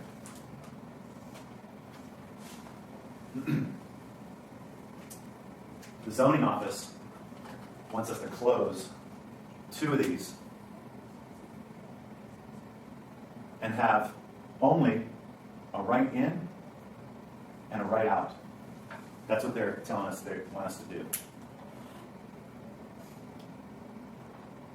You see some problems with that? Like what? Well, I would say you could make a left up onto Sancus if you were coming. This they don't care. No, This I they- know, but if you're worried about We're not making a going- left in there, I think they want a left onto Sancus, go So down. they're saying if you go Like north, if you're over by where you're standing and you're coming in, you're like, I want to get there. You have to make a left right at the intersection onto Sancus and then take a right in. There, yeah. There, and then, yeah. yeah, Make this a is left. nothing. First of all, there's nothing over here. It's just a complex. Well, but if So people you are can coming from that way. coming from this way. No, from you in, they turn left at the light and then take a quick right in. Yeah, that's what they're That's saying. you're gonna have to, yeah, instead of going through. Are you Right. saying there's no road where you are? That that's just a complex? Yeah, No, it's that's just a right. complex. It's just a complex. That's not, Nothing comes out of there. oh, so they'd be coming It's from coming, down they'd be here. coming from the south. But if Oh, you're well coming then- from, if you're coming from this yeah. direction, Just you make can go straight through this light and You turn. got it, yeah, yeah. Here's the problem with that. You have a Worthington Galena address. So, someone's not been here before. You're coming to the Worthington Galena address. They're coming from the south. Oh, here it is, honey. I can't go. Gonna go up here, do a U-turn, come back and come. Well, does Can you Google sign tell it? you to do that? Can I say something just because I come from a church that literally has that exact same structure Yeah. and huge. And there's a sign by the entrance and everybody knows it's only a right in, right out right there. Sure. It's very obvious that you take the side road. Just I don't know if that experience helps, but I can tell you it's literally that exact same structure. Take the Has side it been- road? There's literally this tiny side road is how you get into the church if you don't use the right in, right out that's on the main like 3-lane road. So, just explain to me. I'm driving this way. Yep. And I do what? You don't, you go around. Okay, right. Or you turn in on Sanctus. Yeah, and you you take have the to go left before. fast. It's literally that exact same structure. I'll be honest, we haven't had a problem with it. We don't have a side road though. That Sanctus is your side road. I'm talking about the person who's coming for the first time. Yeah, Once you know the situation, you'll know how to get in and out. right. Can't you use But signage it's there? signage though? on Yeah, put sign, a big Vista sign, you can Vista see it as you're straight coming ahead. through the. Before, I would No, put before. yeah. Before. Like, yeah. Yeah, down there. Well, I don't know if you're allowed to put it It's there. not a property. No, but if you put it where the right entrance is, you could see it coming through the light. Yeah. Is there any billboards around there? You can go ask. Or just put a big V on the corner. So- Yeah. So we're in agreement though, right? This is not ideal. Well, does Google tell you to go? Huh? Would Google tell you? Yeah, Google would send you on that. Yeah, because they want They you would to send you go right, off they the would send you address. right here. They go So right does in. Google know right in, right out and stuff? No, but they're gonna send you Okay. here. Oh, I didn't know. Okay. Yeah. They usually take you down Sanctus to get there though, right? It could, well, it could, but if you have a Worthington Galena address, it's gonna take you this I'm much. just saying you would come to Sanctus before you'd ever make it out on that main road if you came from Sanctus, which is where I think I came from Hilliard. Yeah. And then turn by the Greek place. Yeah. Yeah, because if you're coming off of 270, you have to go all the way around. You Well, can't. first of all, yeah, you can't There's get no off. right. There's no So exit. you're right going there. to most likely, the quickest way to get there is to come this way.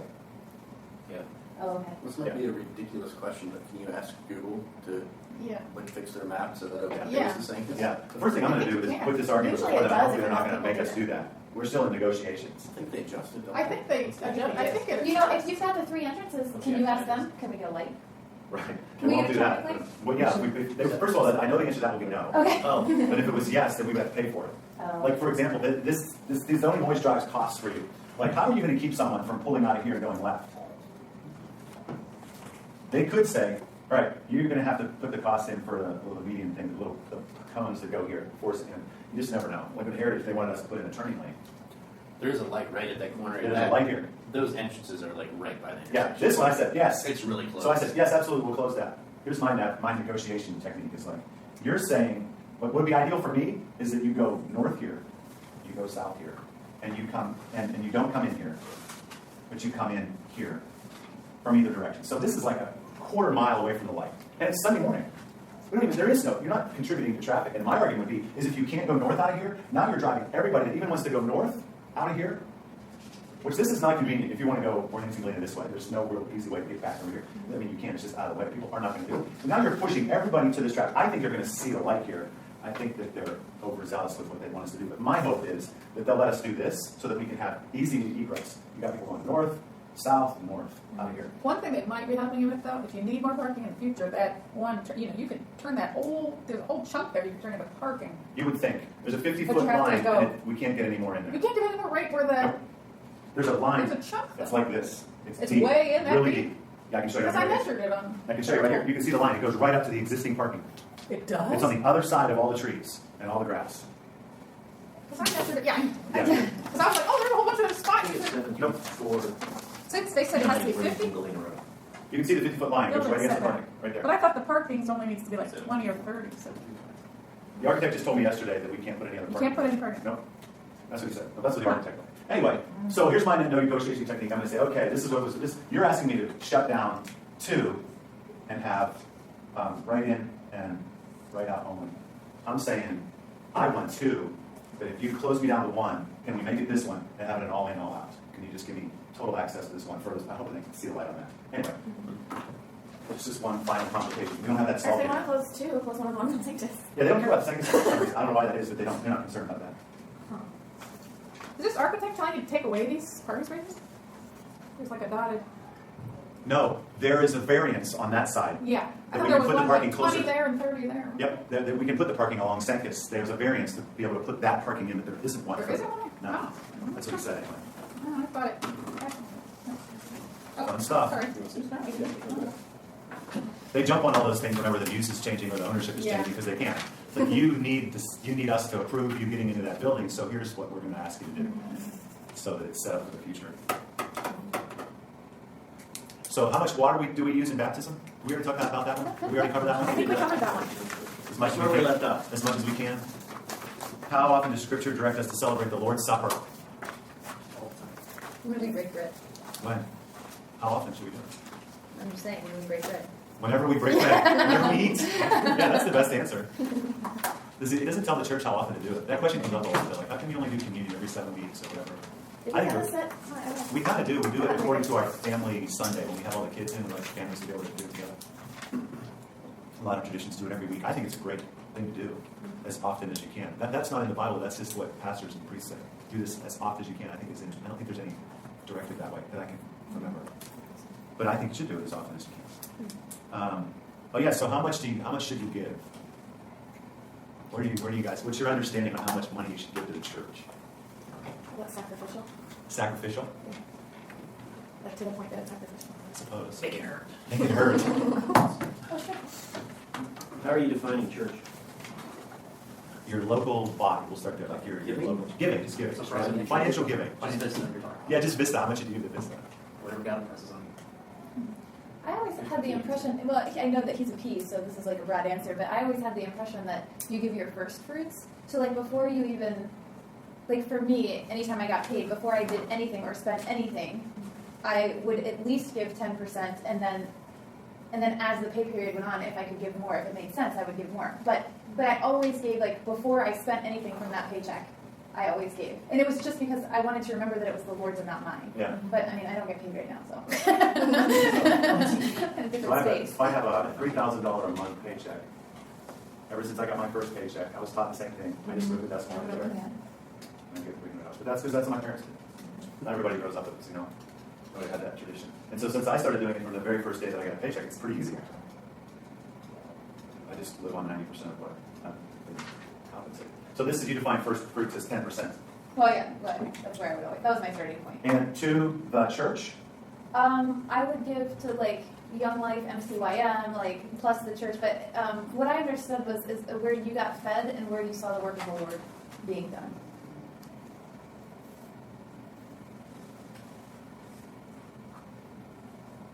so you can split your 10% up. Yeah.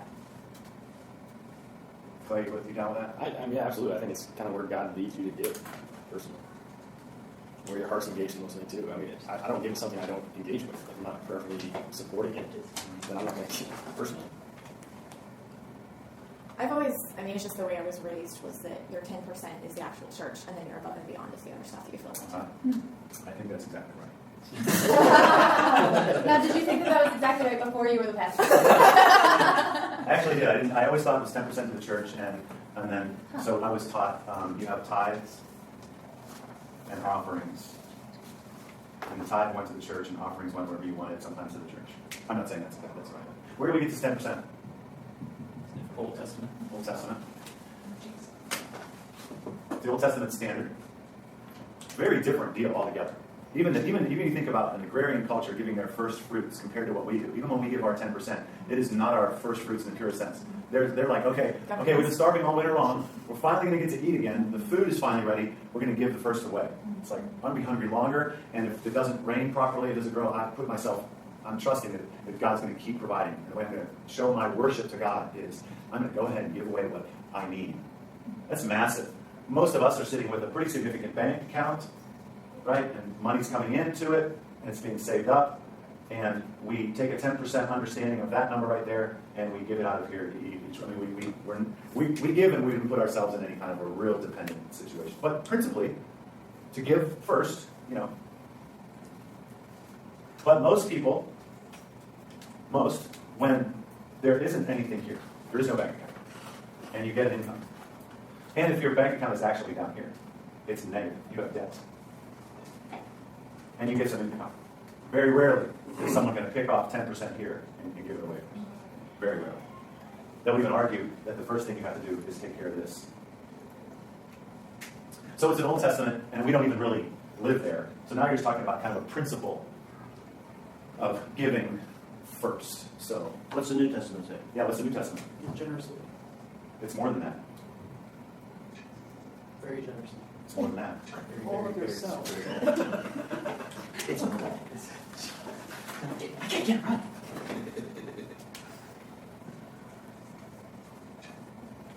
Everything to everyone's ass. You have to do everything. Jesus says, you cannot be my disciple unless you go everything. Well, how do you make that right? But If this is true, then none of us in the room would have any capacity to give tomorrow. He hasn't called everybody. He hasn't called everybody to That's not a hard thing. At least that's the way I look at it. It's how do I feel about the things that I have? Do I look at them as things that he's given to me that I should then give to others? Gary, didn't you say specifically that, and maybe logically it makes sense, but that people in the church can have money? Like just a few weeks ago, didn't you say this is why this expels I forget what we were talking about, but this is why it expels the idea that people in the church can't have money. Well, the fact that they can't give then until he causes, that's what was brought up. We're Right. talking about the fundraising. Okay. So is the 10% in the Old Testament negated in the New Testament? Is this still valid? It's not negated. If you give everything, what's the point of Is it? it really affirmed or denied? I did just not- can't think of anything offhand. Paul. Doesn't he just say that I didn't come to abolish the law, but to fulfill it? Yeah. It does cover it. Everything. So I tend to think of the 10% like anything else I think about in the Old Testament. Like, okay, we go through the Sermon on the Mount, what Jesus said. It has been said, thou shalt not murder. But I say, don't be angry with your brother, and if you are, you should take these steps to be reconciled. Okay, murder. We still don't murder. Still, Jesus said, it's been said, but I say this. The answer to that isn't, well, then murder is okay, as long as I'm not angry when I do it. It's like, no, it still counts. And so I tend to think of it that way. It's like, continue to give of your first fruits. But Jesus is literally saying, of course you're going to give away a portion of what you have, but first of all, you're getting all proud about that. And he's talking to the Pharisees. You think you've totally arrived, and it's because you've given. It's like saying, he's talking to me. It's like, it's not even hard for you. You're all proud about the fact that you've always ever done it. It's all you've ever done. Well, I want it all, Mike. Right? A lot of people, this is really weird. A lot of people give to the church in order to validate everything else they do. Right? It's like, okay, I've given to the church. Now I can spend the rest on whatever I want. I have complete freedom over what's left because I've done my part. Now, God, you're not in this deal. And Jesus basically saying, no, I want, it's all mine. So really for me, the practical application is, okay, I always give. This is the starting point, baseline give. Now, the level of responsibility goes up. Now, it's like God is saying, how did you spend that dollar that was yours? What'd you do with it? What are you doing with that dollar right there? You don't get to go to sleep on that because you've done your 10. how loosely are you holding to it? What if I want 11%? What if today something happens and you've given your 10% and this comes up and you are compelled to give it? Is it right for me, God, to demand that from you? Absolutely. Right? That's what we say. Absolutely. But the critical thing is, what are you doing? The church, by and large, gives about 2.5% of their income. People that are in the church do, or maybe I don't even know if I'm saying that. But it could be nationally. People charitably give 2.5%. I think it's a church thing. At Vista, it's probably closer to 4%, and it's awesome, and we love people to give. This New Testament basically says, well, what are you doing with the other 96%? That's the real practical application, I think, of Jesus. So you're holding loosely to that, and are you considering what you do with that? We had a guy sitting with Pastor Brian. He's talking about this later, and Brian says, so, how are you doing? This was in the middle of the generosity series, and he says, well, the generosity series is effing on my life. Which, translation meant, you're making me think about this, and I've not done that, and it's really screwing with my brain. I think he actually used the word, which kind of cracks me up, if you say that to a pastor. Normally people clean that up. They do, right? You know, playing basketball and they find out a pastor, they're like, oh, God, jeez, I forgot I said, what did I do when I said? Anyway, so what am I doing with that 96%? And the guy looks at literally looks at his house and looks at his car, some of those big cost expenses, and says, that screws me up because I was going to get that car. And then the generosity series came, and now I'm not going to get that car. I'm going to get that car and I'm going to take the balance and do something else with it. That's awesome. That particular guy had just built a brand new house. Yeah. It was huge. He was ticked. And he's like, why do I need? He just was all confused. Yeah, it's great. I have some ideas. Maybe that could be the Dublin location. There you go. There are some houses that would suffice for a for sure. Oh, yeah. I'm trying to think what you remembered me saying, and what I probably said is, it's not a problem to be wealthy. At all. It's hard. Bill Hybels used to teach, make as much as you can. Give as much as you can, save as much as you can. That's pretty cool. It's a thinking. You think, that's not enough specificity. I know. I feel like going crazy all the Right? time. Jesus requires some thoughtful use of our resources beyond a shadow of doubt. Yes. You know, that's the most wasteful resource base is just thoughtlessness. You know, you just let that go. My wife is really frugal. I think it's inefficiently frugal. Like, did you use the coupon, the 3-cent coupon? Did you take it? I'm like, no. I can't even spend the brain work time to remember that exists in the first place. But for her, it's a joy, man. It is a joy to spend an hour to save 3 cents. You know what I mean? She wouldn't do that, but you know what I'm saying? It's like there's something refreshing about the fact that it's not just willy-nilly. We just spend. No, we think about it. Jesus wants everything. At the very least, we can consider everything. See what we're doing. It's really cool to see the generosity series, or any series for that matter, go into the mind and the heart and come out in a real practical sense. For me, that's the altar call. That's the altar call. Is when people say, why don't you have an altar call? My first response is, we probably should have some altar calls. We probably should have some resolution at times in the services. But my general sense is, I don't really want you resolved. I really want it resolved beyond this space. I want you to go out thinking, what do I need to do? Who do I need to go to? What do I need to do with my... It's like, so the altar call for me, the resolution is when the teaching, when the truth goes in and you go, I'm not buying that or buying that, and I'm doing this as a result. That's a cool story. That's truth and God speaking going right to the grassroots level. Justin Brett showed us something the other day. He tracked stuff. He said, our numbers haven't gone up, but our giving has. He said, how do you figure that? And we got talking about the generosity series and stuff like that.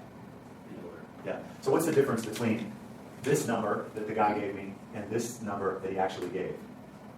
What happened here? Holy Spirit. Yeah, God. This is me. What are you going to do with this? No real thought. And it's a good number, but no real thought. No real, oh God, this is the best space. How much should a believer give to the church? Is this whatever God compels you to give? Right? There's a real challenge in life. Every day, if our eyes are open, we see need. Right? And we've got a bucket of stuff that can...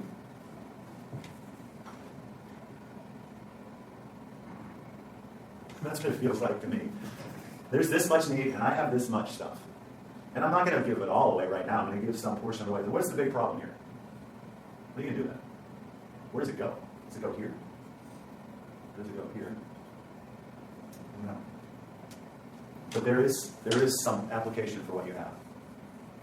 What's so striking about your 5 times story, like he's giving 5 times as much, to me is you said that he prayed about it. Right. Which means he heard from God. That's right. And like, to me, that's where the change comes. Yep. And that's the only place the change Right. comes. And that's what's so striking. Yeah, and this is true for anything. We've seen the most success, for lack of a better word, the most application of resources, of time, of leadership, of talent, when we have been patient enough to, when someone says, hey, I want to do this, or when we say, hey, would you like to do this, when we give time for prayer and consideration, the right people end up applying it. Like some people are like, I can ask 10 people to do this, and 2 or 3 of them are going to go.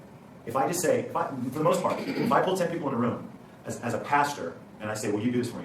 Most of the time, all 10 people will say yes on some level. Because they feel like as a pastor, they're talking to God, kind of, sort of. That's what they feel like. It's like the pastor asking to do something. I would really only one answer. Usually.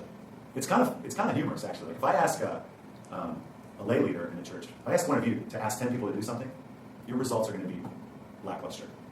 It just won't be as good. If I ask a campus pastor to do it, he'll do better. It's like he'll get 6 or 7. But if I ask him, all right, but the better thing is ask but then give him time to hear from God.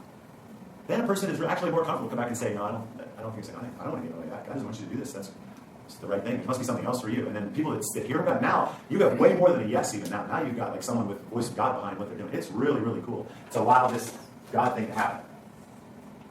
Which we're trying to do through the process of raising this money. Even the bottom of that sheet I gave you last week, we're very sincere about, hey, take some time, hear from God. It's important for us. It's not about that number. It's about, did you hear from God? Is that connected to it? So Probably the most exciting thing about this time is the discipling process, Yeah. where husbands and wives are having to talk to each other and talk to God. One of the things I did, my wife is super with finances and just done a phenomenal job. And there have been times when there's been a need, whether it's building the factory in Cambodia or whatever. And there's times where she will come up with a number and I'll come up with a number and she's higher. And then you say, okay, so what's God really saying? And then there's times where I might be higher. So in this particular process of reach, I just kind of prayed and said, okay, God, wouldn't it be great if we just came up with the same number? And she said the other day, she says, you know, I've been thinking, I knew this was what was going to do exactly what she was going to do. This is exactly the same number. You know, That's good thanks, stuff. God. Thank you. That's good.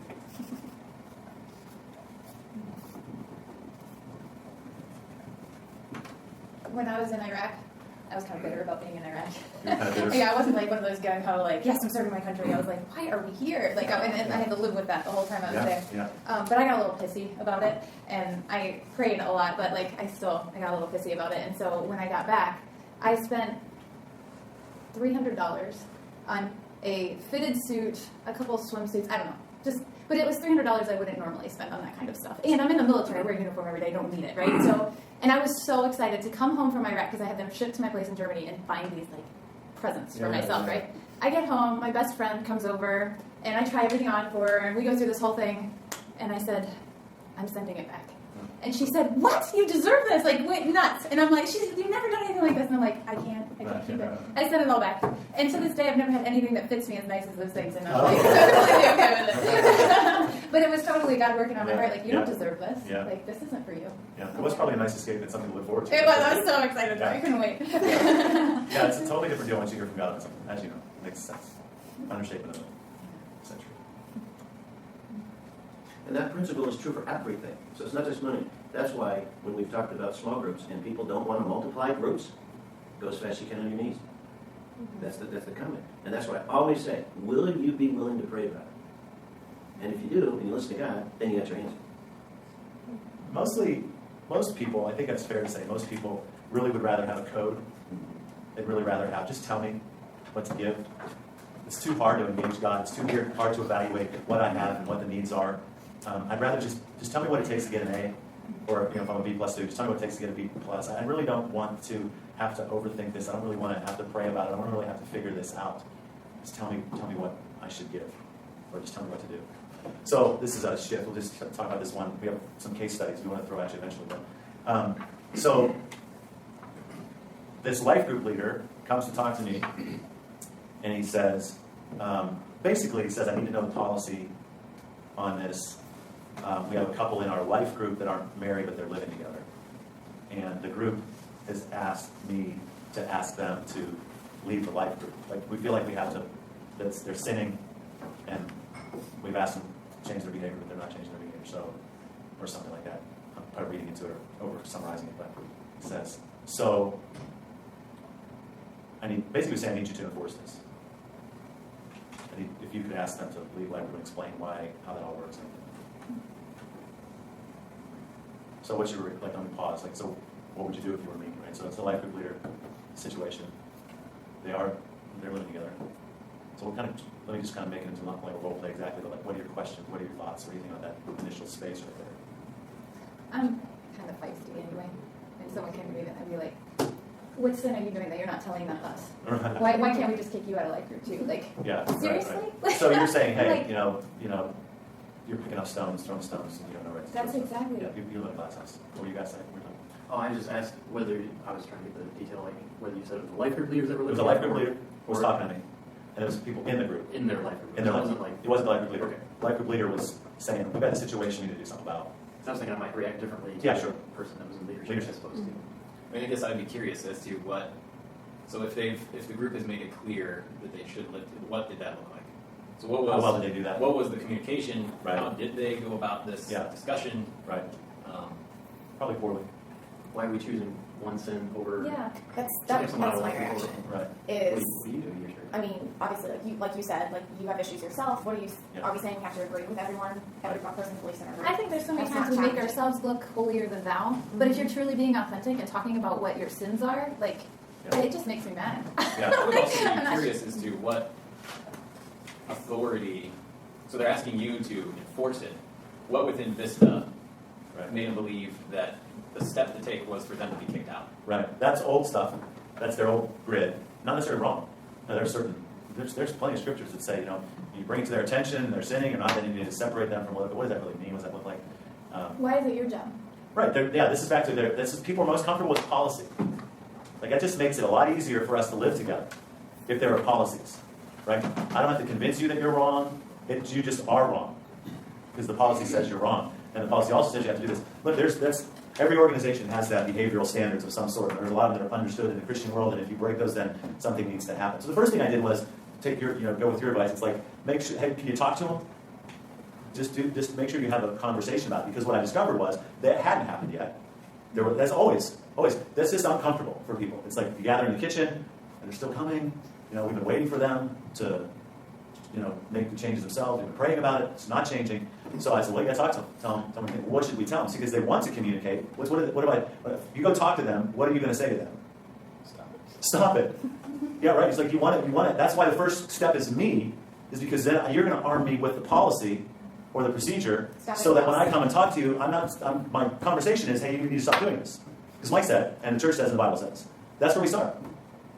But I didn't give him that. I didn't give him any policy. I said, I just need you to talk to them when we talk about it. I don't know. Tell them what you're thinking. But they're Christians, so they don't want to tell them what they're thinking. They're trying to be good Christians. And being a good Christian, you don't want to tell someone really that they're wrong, really. You want to, you just want them. Plus I can't defend it very well. Like, I don't really know my Bible that well. So it's like, it's just going to we're getting in a fight for this. Couple live together, Christian. No. Well, that's the other thing is, are we really expecting all of our life group members to always be Christians? Isn't the point to reach out? Don't want them to not be. Right. So see, here's the thing, though. So here's the question, though. See, I can pick up on a lot of those tones, and I could actually offer a lot of that feedback in that first conversation. But I think that's not actually the right solution either. This is a relational issue. That's the thing that is wrong with the first thing that's wrong with we separate people from the body is we're not actually a body. There's no real relational connection. The real natural part of that is you're my friend. We're friends. You understand Scripture. I understand Scripture. We're all living according to these same guidelines. And you're suddenly not doing it. What is going on with you? This is strange behavior. What's happening with you? And now there's something. But as Christian church people, oftentimes it actually isn't that kind of relationship. That kind of conversation isn't going on. The very fact that they came to me and they had that conversation, there is no body. There is no relationship. So we have to start building a relationship first. So I just push them back into it and say, okay, go have a conversation. Nobody wants to do this. He's like, who's going to have it? I'm like, I don't know. Who's bringing it to you, right? This goes right back to Matthew 17. Like, have you even gone to your brother or your sister? Well, you're not a brother or sister. You're just acquaintances, basically. But this is in the direction of becoming a brother or sister. So this life group leader comes in looking really for the easy path, man. And I push him right down the hard path. It's like, go have a conversation. He's like, and he knows. He's like, oh, God, So I'm trying to remember how it went, but like they had a conversation, and I think it was, I'm just trying to simplify the story. Well, let's just not what we believe. You believe differently than we do, and so no, we're not going to do that. It's a financial thing. And they might even consider not even sleeping together. I don't know. They're living together. You know, the Bible doesn't actually prohibit living together. The assumption is there that The assumption is there. It's the gray area. It's a gray space. So somebody says, show me the Bible where it says, show me the Bible where it says it can't live here. It's kind of the same issue again, right? It's like, if you keep looking for codes, we don't actually get where we want to get to. So this is really fascinating how this worked out. So I had a conversation. They had a conversation. It doesn't go well. So now we have to enforce the policy, right? No. So I start digging in. It's like, okay, what's going on? What is the issue? You've been meeting together for a year and a half. They've been a part of your group. You've been fine with it. What's going on? He doesn't know. So I said, you understand why? Who's bringing this up? And what's going on? The next week, so he goes back to become a solutionist. You got to talk to them about what's going on. So he comes back again, a week or so later. So this is what we're not used to doing in church. It's policy. Here's the answer. Here's the thing. Now we just execute, we separate, we get it set down so no one has to interrelate. And you just keep pressing people into the relationship. So he goes and he talks with the couple that's at the root of the thing, which took him a while to figure out because there was 3 or 4 people that were behind the sort of the initiative, but there was one couple that was particularly driving it. So he finally got together with them. And he's like, what's the deal? So this is a great conversation. Finally, a great conversation. And here's what they said. They moved their life group around to different homes, and they've never gone to their home. They're a couple that's living together. And this family is trying to anticipate now. They're going to this house, and their kids, who are 11, 10, 11, 12, are going to ask questions about what's going on here, and they don't know how to answer the kids. That was their thing. Is how do we tell our little Johnny and little Susie that they're not actually married, like they're just there. So the only issue was they were going to their house. It wasn't that they were living together. They didn't know how to explain it to the kids. Which is still the same issue. It's like, how do you explain that? Okay, so that's the deal.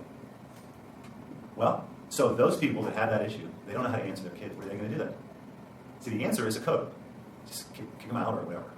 Or have a policy. Does the church have a policy that life group can't meet in a home where people are living together? Seriously, that's the kind of, if you look at church bylaws, you would find all sorts of codes that were driven by those sorts of things, which are driven by sort of the natural we have not to relate.